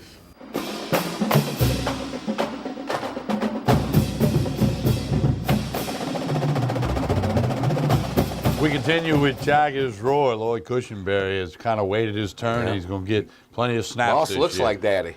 Yeah, he does. Boss, he looks like his pops. And I do want to point this out. I mean, both of those guys and Brennan earlier, impressive, and Giles as well. But they get part of the process you talked about. They get coached up on how to deal with the media. That's fine. And that's good because that may help. Tommy Karam is in charge of that. That may help them when they go for a job interview one day. It has nothing to do with football. It's all about sitting up straight, looking at the Body person language. who's asking you the question instead of slouching and all. Yeah, it's all part of the plan. Yeah, Absolutely. no question. Hey, we're going to keep talking football when we come back, but as we do each and every week, up next we'll be joined by Mike Scarborough of TigerBait.com. Find the very latest about LSU football recruiting, couple other things. Mike will join us when we continue with more of Tigers Roar on Pelican Sports TV. Stay with us.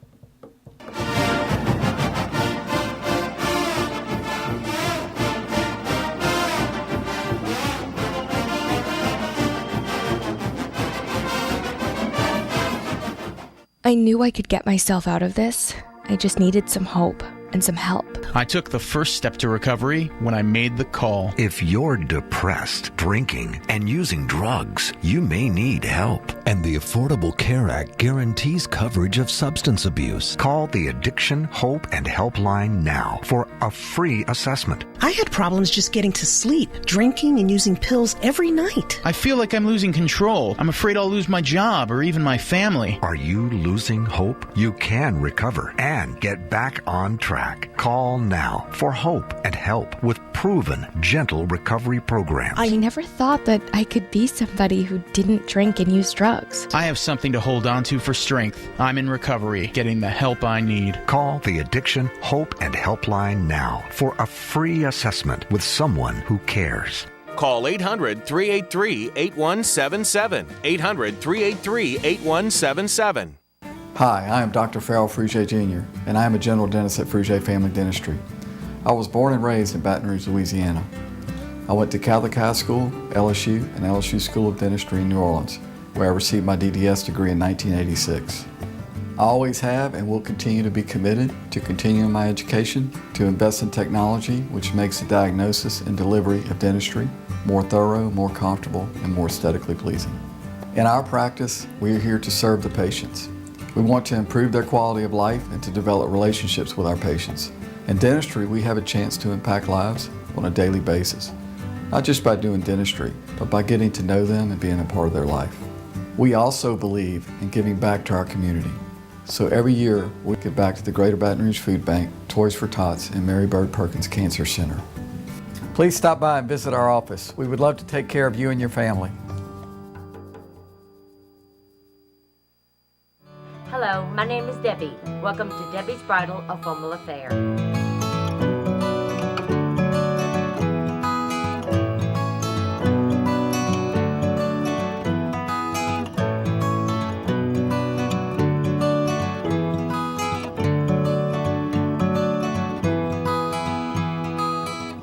My name is Raven. I work at Debbie's Bridal, and she makes your dreams come true. Hi, I'm Bobby Yarborough with Manda Fine Meats. Here at Manda, we know what the folks of South Louisiana love. They love great flavored smoked sausage, delicious deli meats, and specialty items like boudin and andouille sausage. Manda Fine Meats has been providing these products since 1947. We produce them right here in Baton Rouge, so you know you're always getting the freshest product at your local grocery store. Manda Fine Meats. Taste the fresh local flavor in everything we make. Make it Manda every time. Hello. Hola. 你好. Experience what the Baton Rouge International School can offer your children. Now welcoming displaced students for short and long-term stability.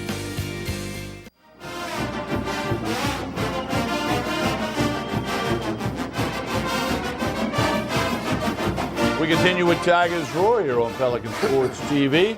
Right now, as we like to do each and every week, we're going to be joined by Mike Scarborough of TigerBait.com. They always got it happening at TigerBait.com. Mike, good evening. How are you? Hey, good to be with you guys. Hey, Mike, LSU football, as we all know, the recruiting never stops. These April visits, it's kind of new in the college football calendar. Tell us what's the very latest at LSU with the April visits. Well, you had the three kids from Georgia, Mountain View High School, Lawrenceville.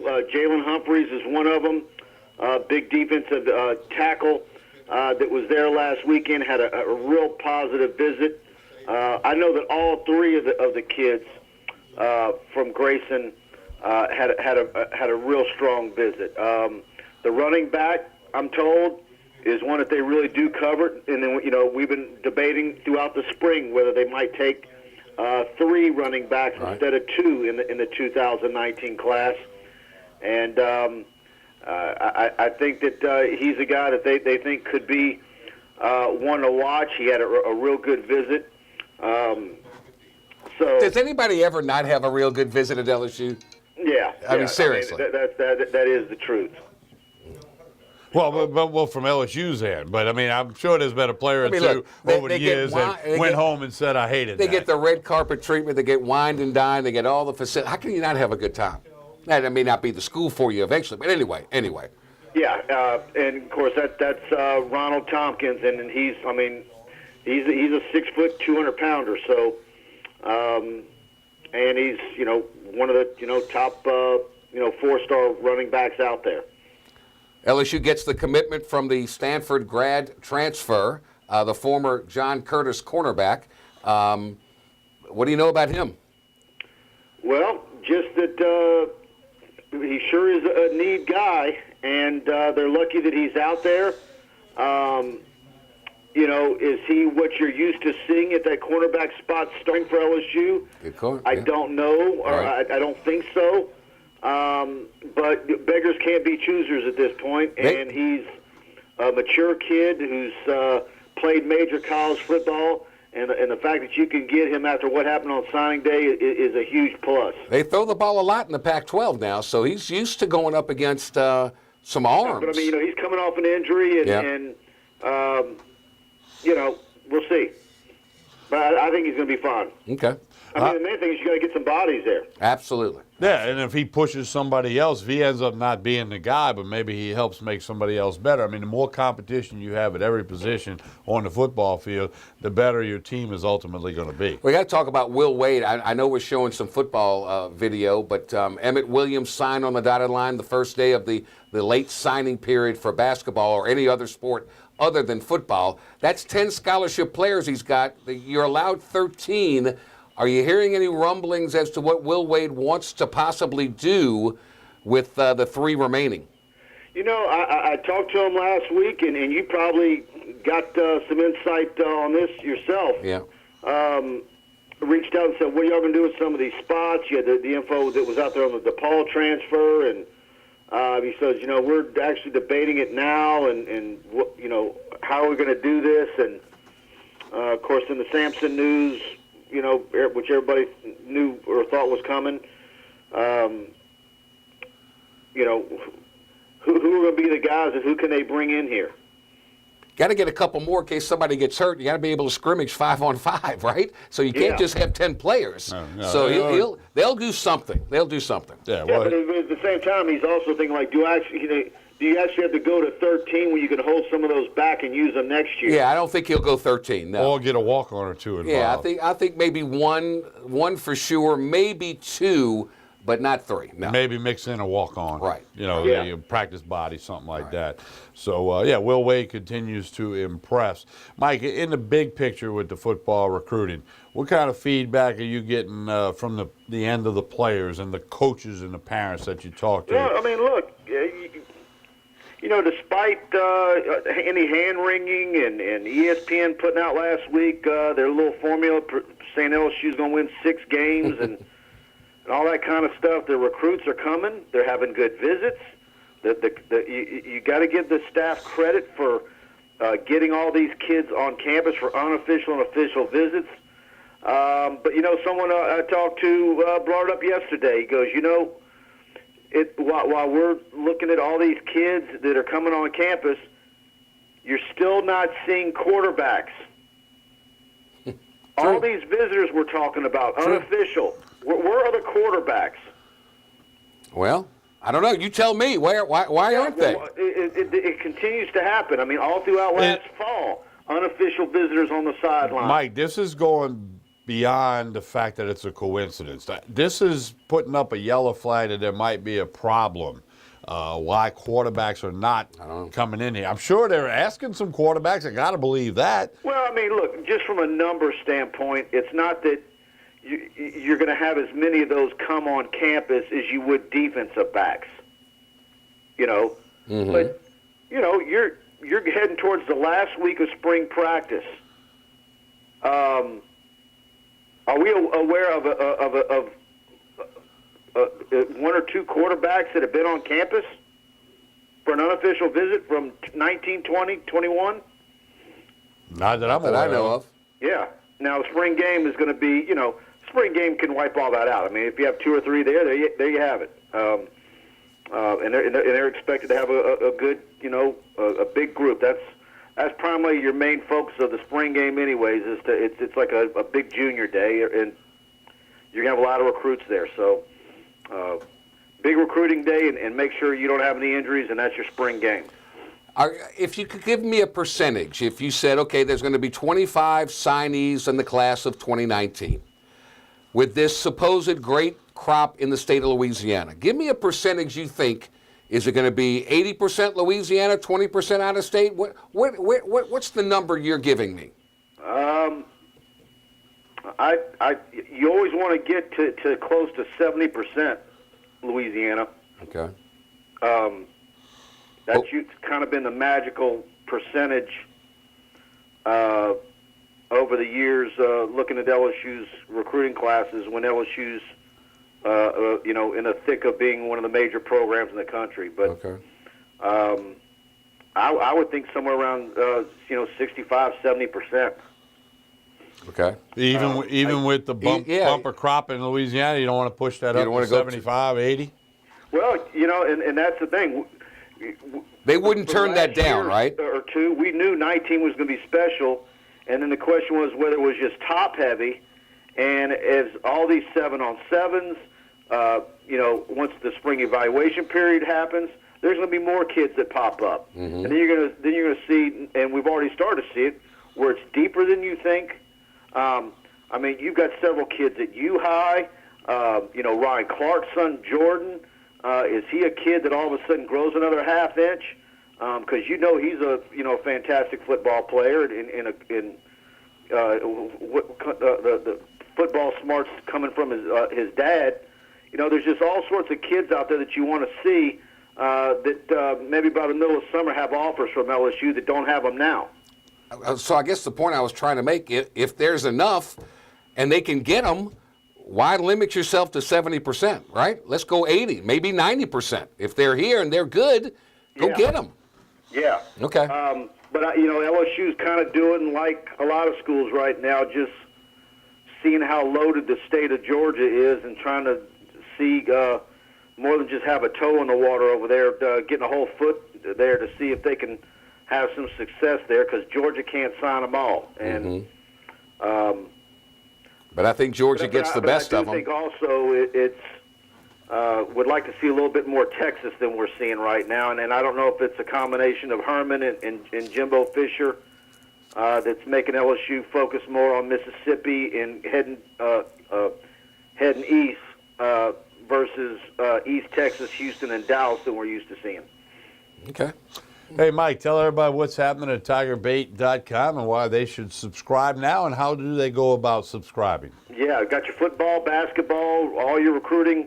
We've got it all for you at TigerBait.com and our Tiger Den community, our premium message board.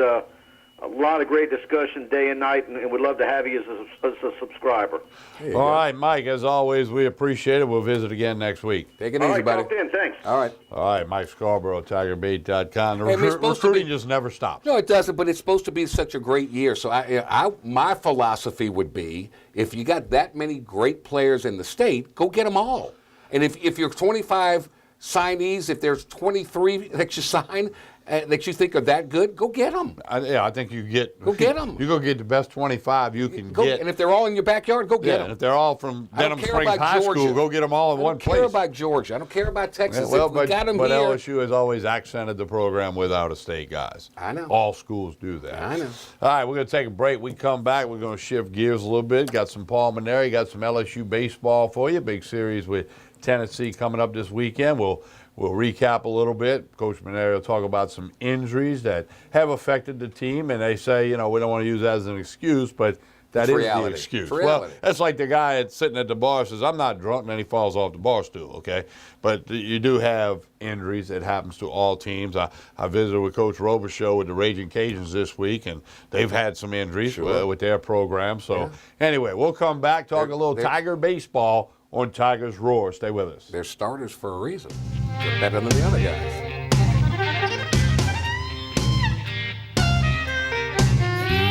Surfing through the channels with his little remote, wolfing down Cheetos. I hope he don't choke between Monday night football and Friday night fights. I'm lucky if I get to see a show that I like. He never hears the phone or the doorbell ring. I don't try to understand him. It's a male thing.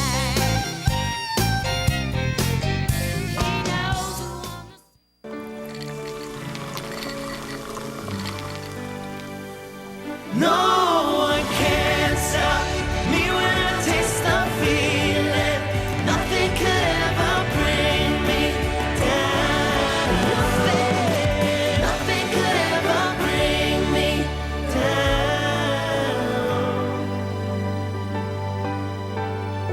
down. Taste the feeling. Woodburners, serving South Louisiana since 1977, is a family-owned and operated company with over 30 years of experience. They're the fireplace experts, providing upscale products at an affordable price. Fireplaces, glass doors, wood stoves and stove chimneys, mantles, screens, gas logs, and tool sets. Visit online at woodburnersinc.com. Call 225-752-2590 or stop by 10510 Airline Highway in Baton Rouge. This is an important announcement. If you're between 50 and 85 and worried about your loved ones, you can still get affordable life insurance for peace of mind. My life insurance coverage is guaranteed, and I was not required to get a medical exam. I had high blood pressure and diabetes, and I got my coverage with one telephone call. No exam necessary. I'm a smoker, and I wanted to take care of my family. I called to get my life insurance and my affairs in order. I wanted to do the right thing. Call Final Expense No Exam Insurance. Your rates are guaranteed and will never increase. I called and learned that this insurance cannot be canceled even if you get sick or gain weight. And there are no restrictions on how my beneficiaries use the money when I'm gone. Approval was easy, and the price was right. I wanted to do this for my children.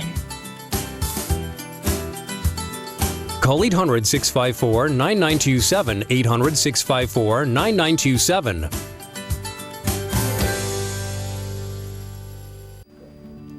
My name is Dr. Nicole Rogers, and I'm here in Old Metairie, Louisiana at Hair Restoration of the South, where your hair is our care. And I'd like to invite you to come and visit and discuss various options for treatment of thinning hair. These can include both medical and surgical options. You don't have to go straight to surgery. In the meantime, feel free to check out our website, hairrestorationofthesouth.com, and we look forward to seeing you soon. Cypress Lake Apartments are conveniently located off Segan Lane in Baton Rouge, a CLK multifamily management property. Come see this community, which has many amenities including swimming pools, fitness room, playground, and much more. 1, 2, and 3 bedroom apartments. Stop by Cypress Lake Apartments, call 225-293-6789, or go online, live at cypresslakeapts.com.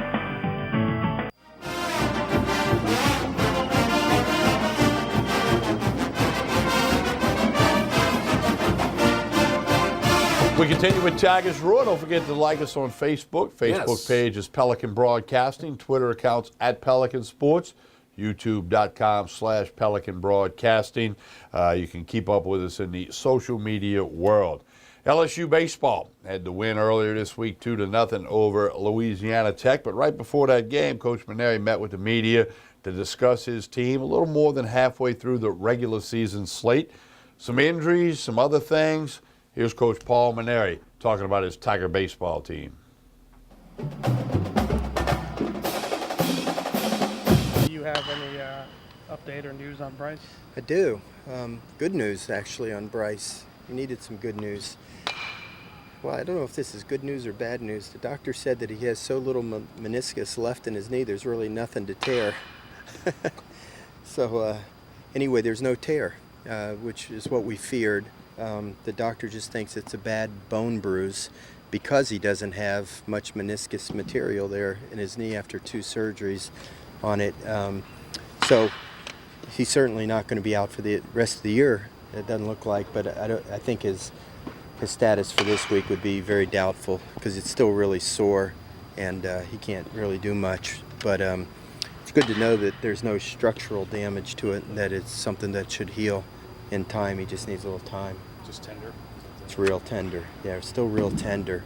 But you know, the scan doesn't lie, you know, so there's no tear there, and I think just in a little bit of time it'll take. I couldn't even project how long it will take for the soreness to go away, but that was very encouraging news to hear today, obviously, for that young man and for our team. So we'll see. You know, just the last on a long list. Take them where you can get them. Little victories these days? Any little victory we can get on the health side of things, we'll take. So I was really happy for the kid, and you know, I wish he could be ready to play this week. We could use him certainly, but we'll just have to play it by ear. We're going to talk about Josh. Well, Josh worked out today. We'll see. We'll just have to play it by ear as well. See how he reacts to the workout today, and we'll see how the week progresses. The concern there is that you could do more damage if you rush him back. To Josh? I don't think we can do more damage. No, the doctor would have never given us clearance to start working him out if in any way he thought it could do more damage. It's just, you know, what kind of shape is his body in, and can the muscles around the vertebrae, are they ready for this kind of activity? And honestly, I don't know the answer to that. That's not my area of expertise. But, you know, the vertebrae itself has been rested satisfactorily, and now I think the concern is the muscles around the vertebrae. Are they in condition enough to allow him to compete at a level of a Division I athlete? So this week will tell us the tale on that. You guys hoping to get him some swings against live pitching this week? Yeah, we're planning on that, Luke. You know, but again, we'll have to just adjust depending on how he feels. So we've got it mapped out to do that, and hopefully we can, and we'll just have to play it day by day with him. It's his plate appearances that would put the most stress on that interval. No, I don't think the plate appearances will. That the only reason we're doing that is just so he can see live pitching. He hasn't seen live pitching in, what's it been, 7 weeks. So, you know, I think the biggest strain is just doing the normal activities of bending over, running, you know, and doing as much as you would do to play in a ball game.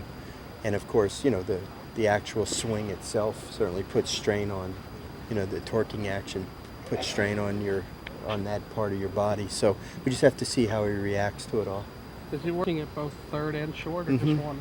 Both. I don't even have any idea yet what I would do there. There would be other factors that would be taken into consideration, as well as the players that are at those positions. You know, who's going to play first, for example. You know, we don't have a lot of options right now, so we got to kind of piece it together here. Might as well cover Can I borrow a Band-Aid from somebody? We'll cover all our bases while we're at it. Any updates on Brant Broussard or Nick Storrs? You know, I met with Nick today. He's telling me that he's feeling good. He was going to be reassessed today, and I think he was going to plan on doing some throwing today. Once again, we'll just have to play that one by ear. And Brant, the 2-week deadline of his surgery will be this Wednesday, I believe. And so I think they plan on removing the splint and allowing him to start to move his thumb around. And then it's going to be just a matter of, you know, how long it takes for him to get the flexibility and not have the pain that would prevent him from doing it, and you know, getting him back into playing shape. So again, you know, I don't know if it'll be one more week after that, 2 more weeks, 3 more weeks. I just don't know. But I'll tell you this, you know, every injury factors in, but I think the Brant Broussard injury has been probably the worst one for us, because Brant was just doing so many things for our team, leading our team in hitting with runners in scoring position, leading our team in hitting overall. It allowed us to play Bain at first or DH him, which helps us use him out of the bullpen. I looked at it today. Of the 9 games we've played without Brant, we've scored 1 or 0 runs, I think, in 4 or 5 of those games. You know, his speed and his hitting ability is a big part of our offense, and with him out, you know, I feel like that's had more effect than anything on our team. So hopefully we can get him back soon. Is the good news is that your offense has had time to adjust without him, and, you know, found other ways to be productive in the lineup? I don't know that we've adjusted all that well. I was wondering where you were going with that good news question, you know. Our offense hasn't been very good. You know, we've had 2 games since he's been out where we scored 10 runs. But the other 8 games, you know, it hasn't been too stellar. And it's getting, you know, I can't deny that it's getting a little frustrating, because I do think our pitching has really made huge strides. Obviously, we had the one poor game, the middle game at Texas A&M. We got off to a bad start. But outside of that, we've pitched really well.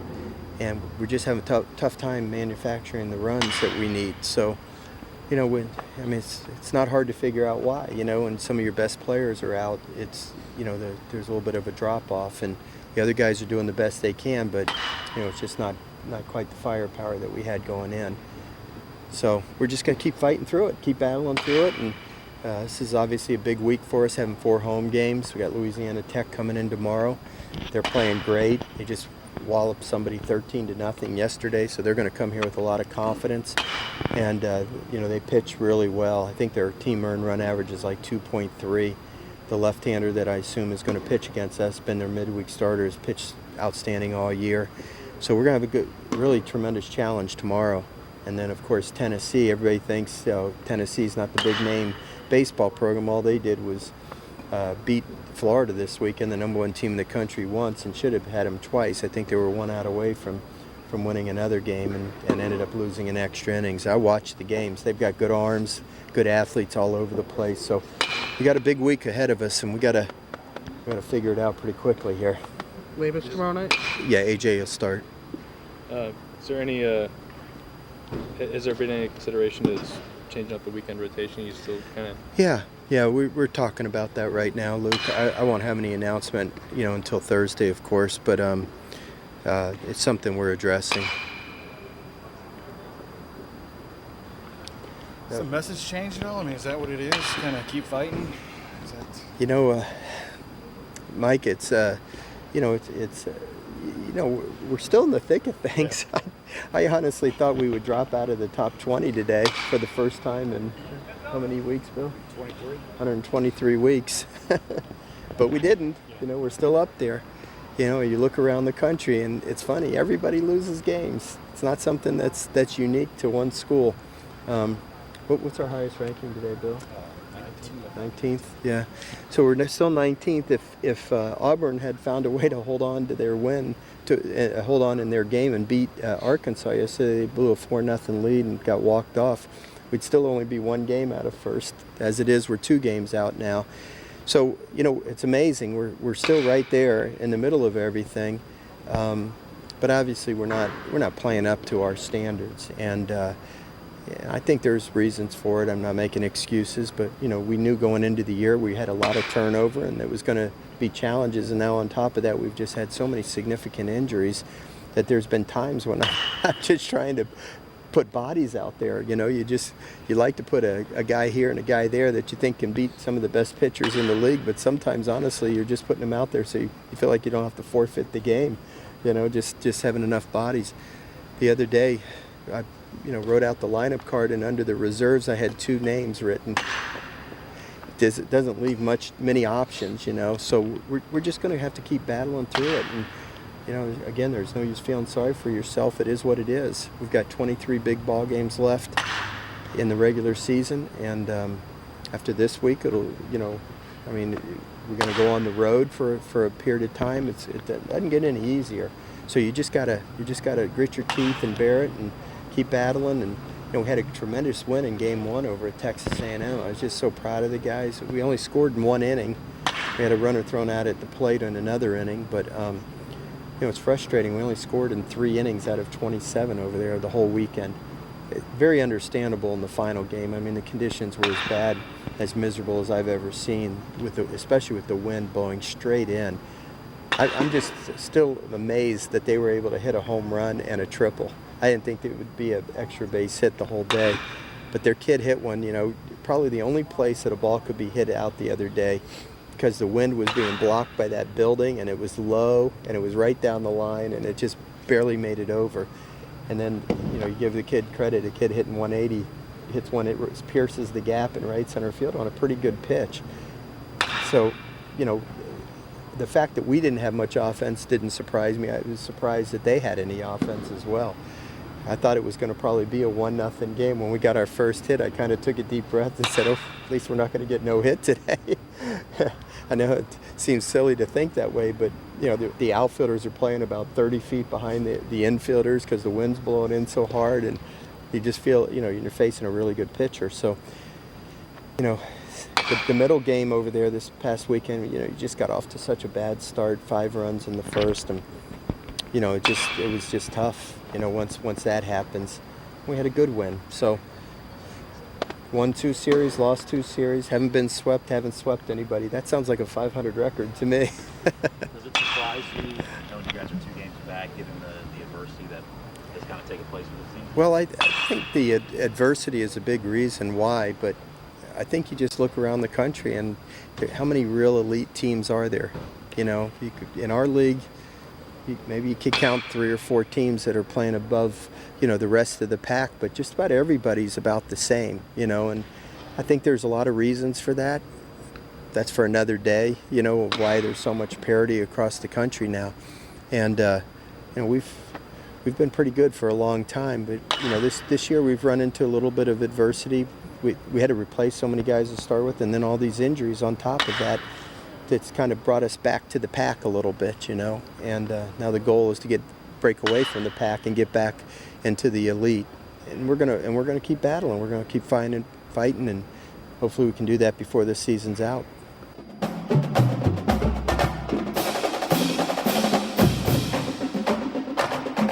Coach Mainieri, they do have some injuries, but injuries happen. He's not the only school to have that happen, but they all know that going in. If somebody gets hurt, and somebody that's on the bench got to step up, and you always got to be ready for your opportunity whenever your opportunity arises.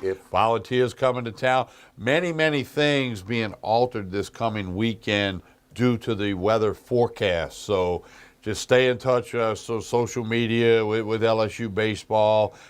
They'll send out something as soon as any official announcement is made about a change or whatever. But that's the schedule as it stands today. 7 o'clock Friday, 6:30 Saturday, 4 o'clock on Sunday for the SEC Network with that odd Sunday starting time. So much predicated upon television as to what you do and how do you do it. So just stay tuned, wait and Well, see. people But know the drill If now. history has a way of repeating itself, this is normally the time that LSU kind of flips that switch and starts to take off. Maybe this is the perfect team at the perfect time for LSU to get their mojo going. We'll take a break. We'll come back, let you hear some more from Coach Maneri and pitcher A.J. Labus, who had an outstanding outing against the Louisiana Tech Bulldogs. We'll do all of that when we continue with more of Tigers Roar on Pelican Sports TV. Jordy Hultberg, Tommy Krysan. Stay with us.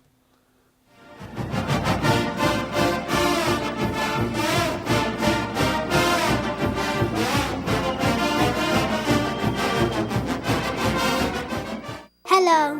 Hola. 你好. Experience what the Baton Rouge International School can offer your children. Now welcoming displaced students for short and long-term stability. I knew I could get myself out of this. I just needed some hope and some help. I took the first step to recovery when I made the call. If you're depressed, drinking, and using drugs, you may need help. And the Affordable Care Act guarantees coverage of substance abuse. Call the Addiction, Hope, and Helpline now for a free assessment. I had problems just getting to sleep, drinking and using pills every night. I feel like I'm losing control. I'm afraid I'll lose my job or even my family. Are you losing hope? You can recover and get back on track. Call now for hope and help with proven, gentle recovery programs. I never thought that I could be somebody who didn't drink and use drugs. I have something to hold on to for strength. I'm in recovery, getting the help I need. Call the Addiction, Hope, and Helpline now for a free assessment with someone who cares. Call 800-383-8177. 800-383-8177.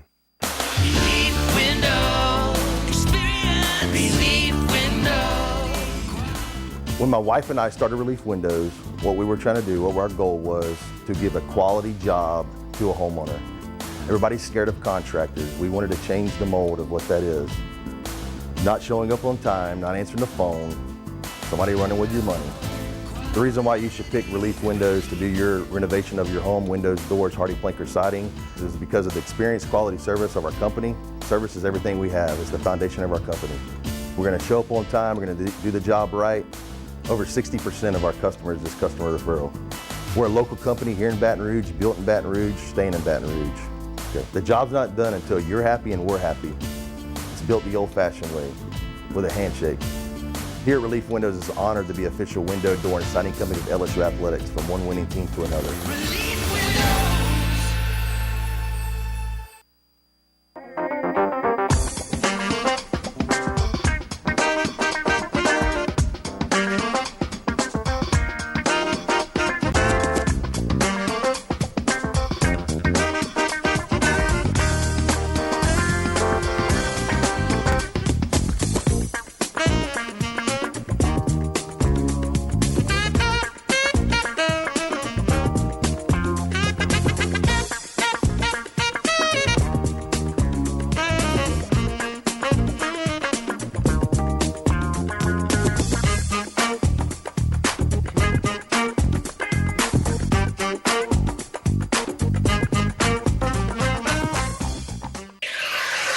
This is an important medical announcement for anyone who has taken the chemotherapy drug Taxotere. If you or a loved one has developed alopecia or hair loss after taking the breast cancer drug Taxotere, you may be entitled to substantial compensation.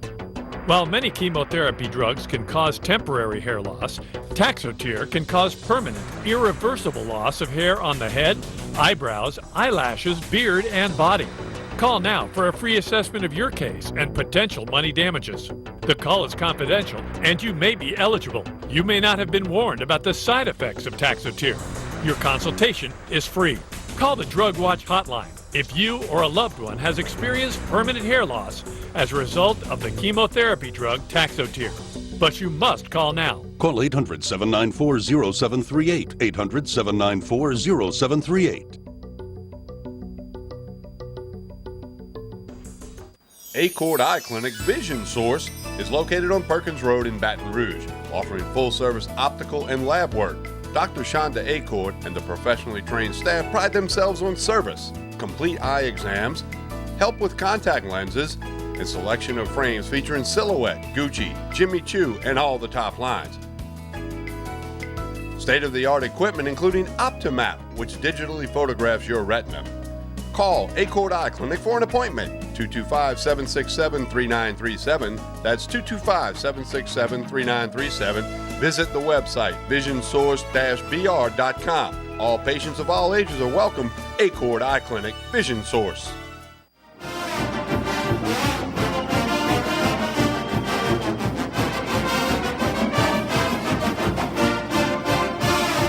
We continue with Tigers Roar. We appreciate you spreading the roar and telling folks all about us and checking it out when you can or at your convenience on the youtube.com/Pelican Broadcasting channel. An hour and 54. 1 hour, 54 minutes. That's all it took for a Tuesday night baseball game between ranked Louisiana Tech. The Bulldogs snuck into the D1 poll earlier in the week. And the LSU Tigers. Paul Mainieri, A.J. Labus talking about his outstanding outing. Here's a recap of the win over the Louisiana Tech Bulldogs. It was the kind of game I very much expected, in all honesty. You know, their left-hander was crafty as can be. First time through the lineup, he carved us up. Even most of the second time through the lineup, but I thought we hit better than having 6 hits and 2 runs. You know, the kid made a diving catch on Twanny's ball that he smoked with a runner in scoring position. I thought Fiducia crushed one with a runner in scoring position, and then of course Slaughter smoked that one at the end that could have easily been a 2-run single. And then Hal Hughes should have started off the 8th inning with a single, and you like to think if the 9-hole hitter starts off with a base hit that you're going to make something happen. So you got to give their defense a lot of credit to keep it from being more than 2-0. Could have easily been 5 or 6, and we could have easily had 10 hits, and then we'd be feeling pretty good. But I thought the kids made a good adjustment to that kid, and you know, we ultimately started to get to him a little bit. Obviously, Watson's hit was huge, and Duplantis, that's what your veterans do for you. They have to do for you to win. But, you know, I'm not a smart man, but I know if you don't give up any runs, your chances of winning are pretty good. And like I told AD, if you shut him out, the worst you can do is tie, okay? So he, you know, Labus was great. I think the wind helped Labus. It helped both pitchers, but Labus did the job, and then I thought, you know, Gilbert, Bush, and Bain, you know, did it just like we had planned on it. So, you know, good win for us, and time to get ready for the Vols. What was the thinking with Gilbert? Yeah, well, that's been the plan since this weekend. AD and I talked about it, and you know, trying to get him back into a role that last year he was very successful in. And you know, I mean, I can talk more about it later, but you know, we wanted to get him into the game tonight just to kind of flush what happened, you know, on Friday out of his mind.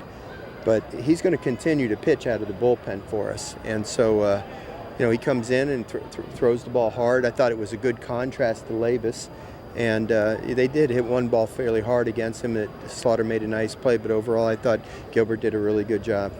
Coach, you talked about the offense a lot, you know, this past week. It was good to see the guys just kind of have success, just simple approaches at the plate. I'll tell you, Mike, the first time through the lineup, we didn't really follow the game plan. We knew we had a good changeup, and we knew we didn't throw exceptionally hard. And again, it kind of reminded me of the lefty that they brought in against ULL brought in against us over in New Orleans, and we didn't make an adjustment. And the first 3 innings, the guy went through us pretty easily, struck out a lot of batters. We were swinging and missing at his changeup, and I thought the more that we saw him, the more we started to recognize the pitches, and guys made a pretty good adjustment. He left a curveball up to Watson, and Watson didn't miss it, and he got that base hit to put us on the board. I thought Watson really played a great game. You know, a couple stolen bases were huge, and you know, it didn't end up paying off for us at one time. The second one did, you know, because he got in scoring position for 20. The first time it didn't. But you know, I just think, Mike, that the thing was we made an adjustment, and fortunately our pitchers were holding them down, so our hitters didn't have to press. You know, it wasn't like we were trying to fight from behind. It's so important not to have to fall behind when you're facing a pitcher like that. I think the hitters have a tendency to start to press when they're behind, and by keeping it a 0-0 game, you know, the hitters stayed loose and ultimately made a good adjustment. Do you like short baseball games? Love those short baseball games, yes. Wasn't that great? Wasn't that refreshing? I like them when we win, especially. We've had another short one, but we didn't win the game, and I didn't enjoy it too much that day. But this one was a lot of fun. Get the people home early. It's a work night. What was the idea behind pulling Labus after I think he's only at 63 pitches? Is just to get Caleb work? Yeah, well, we needed to get all three of those guys into the game out of the bullpen. Yeah, we could have stayed with Labus, and he probably would have done a nice job. But, there were a couple other guys that I had intended on pitching, Sanders and Todd Peterson, but I just couldn't take Labus out in a 0-0 game when he was pitching as well as he was until, we got to the late innings. And then I know his pitch count wasn't high, so don't start calling me Kapler, okay?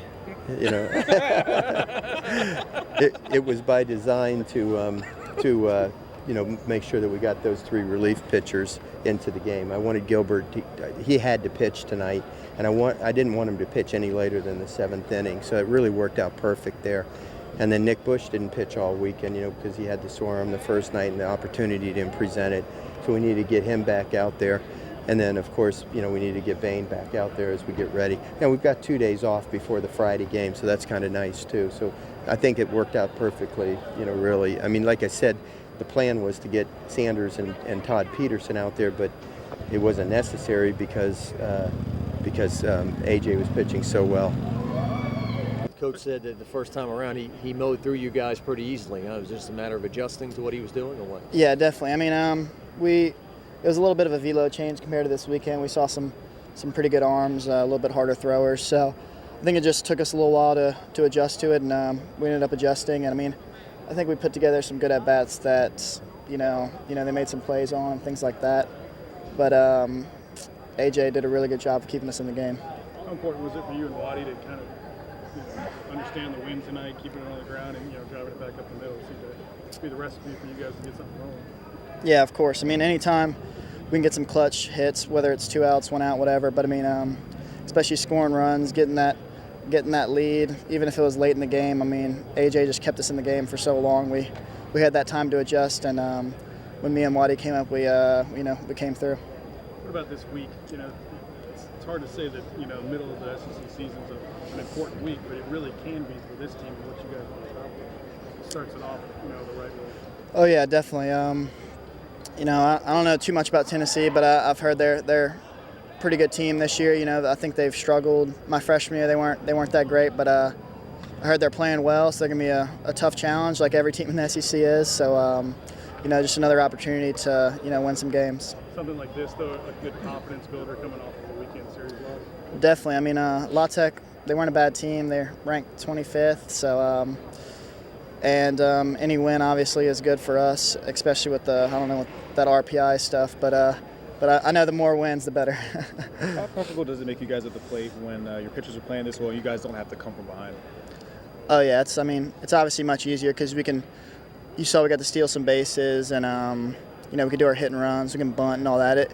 You feel a little like you could be a little more aggressive and you kind of strategize instead of just having to hit your way back into it. So I mean, that's what we got to do. Hal Hughes put down a really good bunt, and in that 6th inning, that really kind of started it off to allow us to score those runs. I'll say it was a huge deal because the pitcher for the other team, it was like back and forth. We both having really quick innings, so I was just like having me have a quick inning. Just like being able to have our hitters keep going out there and trying to get opportunities. So I just the way I pitched it was just a good thing for my team. So I just keep in the ball game. What was working for you tonight?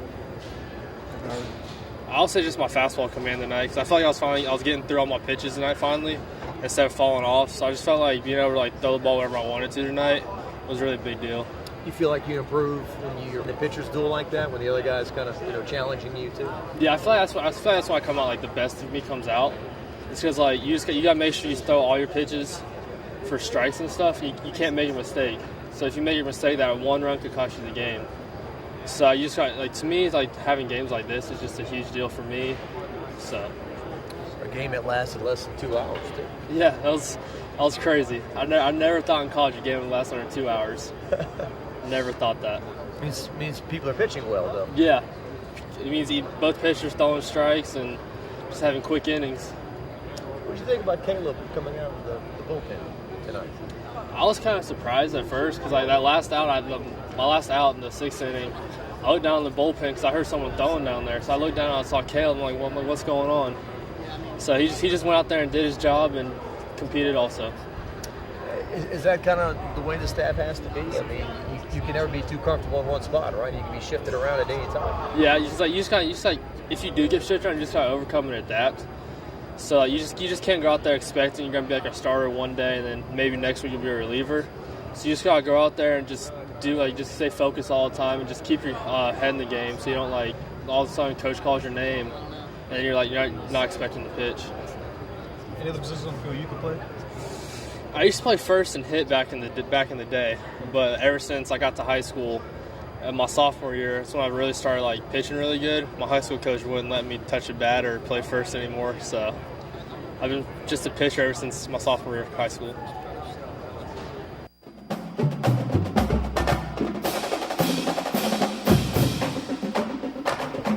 Baseball lets the freshmen talk. Just saying. Every sport does. We're going to take a little break, come back, put a wrap on some things, hit you with a few high notes from the week, and put in a wrap, as I said, on this week's edition of Tigers Roar. Spread the roar. Baton Rouge, Lafayette, New Orleans, youtube.com/Pelican Broadcasting. We'll be back. Stay with us.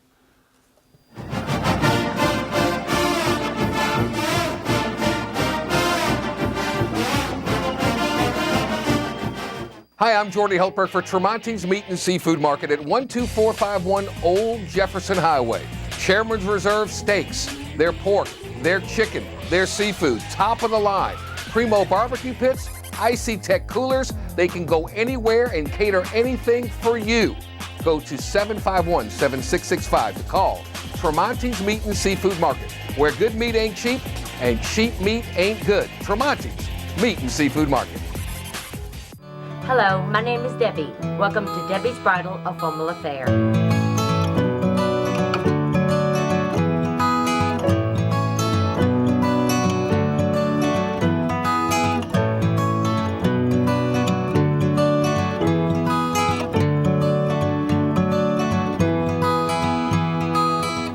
My name is Raven. I work at Debbie's Bridal and she makes your dreams come true. It's time to find out the truth about health insurance. True or false? I can't get health insurance because I missed the open enrollment period. False. If you had a life change such as moving, getting married, having a child, or a job loss, you are eligible to buy a new policy. I don't have a life-changing event, so I can't get health insurance. False. You can purchase affordable short-term policies even if it's not open enrollment. I have to spend hours shopping around for an insurance policy that's right for me. False. Call Healthcare will connect you with licensed agents that do the work for you, comparing hundreds of options, making sure you get a policy that fits all your needs at the best price. Call now and we'll connect you to a licensed agent that will answer all your questions. The call and the service are free, so what are you waiting for? Call Healthcare, getting the coverage you need at a price you can afford. Call now. Representatives are standing by to assist you. Hi, I am Dr. Farrell Frugier Jr., and I am a general dentist at Frugier Family Dentistry. I was born and raised in Baton Rouge, Louisiana. I went to Catholic High School, LSU, and LSU School of Dentistry in New Orleans, where I received my DDS degree in 1986. I always have and will continue to be committed to continuing my education, to invest in technology which makes the diagnosis and delivery of dentistry more thorough, more comfortable, and more aesthetically pleasing. In our practice, we are here to serve the patients. We want to improve their quality of life and to develop relationships with our patients. In dentistry, we have a chance to impact lives on a daily basis, not just by doing dentistry, but by getting to know them and being a part of their life. We also believe in giving back to our community. So every year, we give back to the Greater Baton Rouge Food Bank, Toys for Tots, and Mary Bird Perkins Cancer Center. Please stop by and visit our office. We would love to take care of you and your family. For Total Home Pest Control, who are you going to call? Call the Bug Man, 923-BUGS. For total pest control for your home or business, call the original Salvat. Call the Bug Man today, 923-BUGS.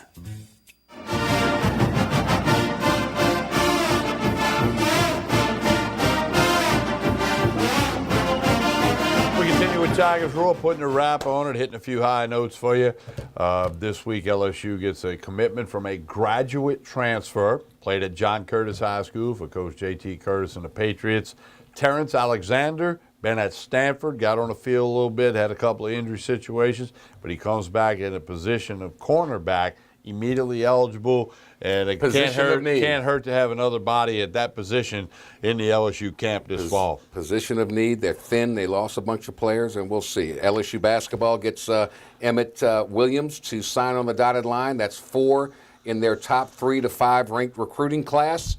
How many of those will be one and dones? Time will tell, but Will Wade, outstanding job of replenishing and bringing in talent. Will Wade continues to do good things, and a little earlier in the week, Brandon Sampson signed with an agent, going to head off into professional ball, so that frees up that spot on the basketball roster as well. You got softball going on, gymnastics, nothing this weekend, but the national semifinals and Super 6 up in St. Louis. We'll talk a little bit more about that. Pelicans into the NBA playoffs, the number 6 seed. It all starts Saturday in Portland.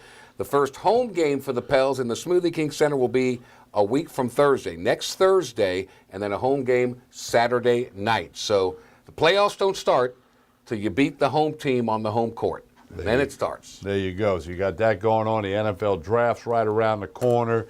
So you'll get plenty to talk about with all of that. Sean Woods, former Kentucky player, named head basketball coach for the Southern Jaguars. They're excited about getting him out there. We maybe get something for that on you next week as well. And former U-High golfer Patrick Reed wins the 82nd Masters by 1 shot. Amazing. He got it done. That's all you can say. Wearing the pink, and he put through the challenge of Jordan Spieth and Rory McIlroy and Ricky Fowler, and whenever he needed to make a shot, an important shot at an important time on the back nine, he made it. So the former U-High Cub, for a snippet, wins $1.98 million. And he will be in New Orleans at the end of the month, the TPC of Louisiana and West Rigo, as the PGA Tour stop. 2-man teams, the only PGA Tour event like that, and they're adding walk-up music at the first tee for the golfers, just trying to do more stuff for the fans. But Patrick Reed, the Masters champion, will play in New Orleans. He's played there before, but he'll play at the end of this month, and we'll get some stuff on that for you in the coming weeks as well. They say Tiger Woods is going to play as well. Maybe not this year, but soon in the future. He's never played in New Orleans. So what would your walk-up music be? I have to think on that. I don't know what that would be. I don't know what I would do. Cashmere by Led Zeppelin. You asked, I answered. Yeah. I mean, that's one of the best can we play songs ever. Can you hum a few songs? No, I'm not going to sing. I mean, well, it's the end of the show. They're turning it off anyway. Well, so go ahead and sing. No. If I sing, they'll never turn it on again. Okay. Why? You want to sing? No. Oh, I can sing now. Oh, can you? Like, what's your go-to song? Put me in the shower. It doesn't matter. I know you got to be a. Put me in the shower. I can do it. Anything.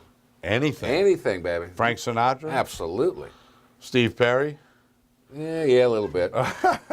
Number 1 song in the history of karaoke's "Don't Stop Believing." Number 1 song Don't Stop sang. Believing. Okay. But anyway, so don't stop watching. Don't stop watching. Don't stop spreading the roar on Tigers Roar here on Pelican Sports TV. Don't forget WUBR, the Only radio you would station. know that fact.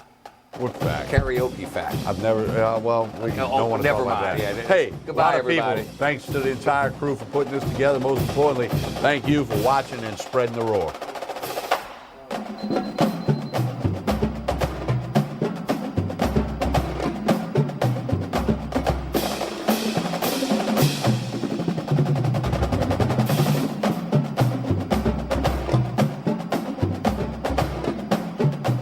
It's time to find out the truth about health insurance. True or false? I can't get health insurance because I missed the open enrollment period. False.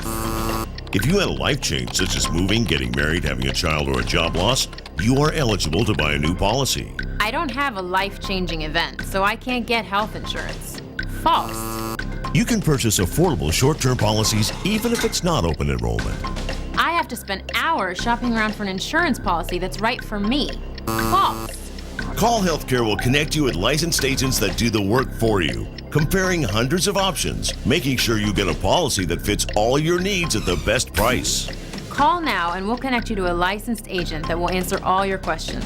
The call and the service are free, so what are you waiting for? Call Healthcare. Getting the coverage you need at a price you can afford. Call now. Representatives are standing by to assist you. My name is Dr. Nicole Rogers, and I'm here in Old Metairie, Louisiana at Hair Restoration of the South, where your hair is our care. And I'd like to invite you to come and visit and discuss various options for treatment of thinning hair. These can include both medical and surgical options. You don't have to go straight to surgery. In the meantime, feel free to check out our website, hairrestorationofthesouth.com, and we look forward to seeing you soon.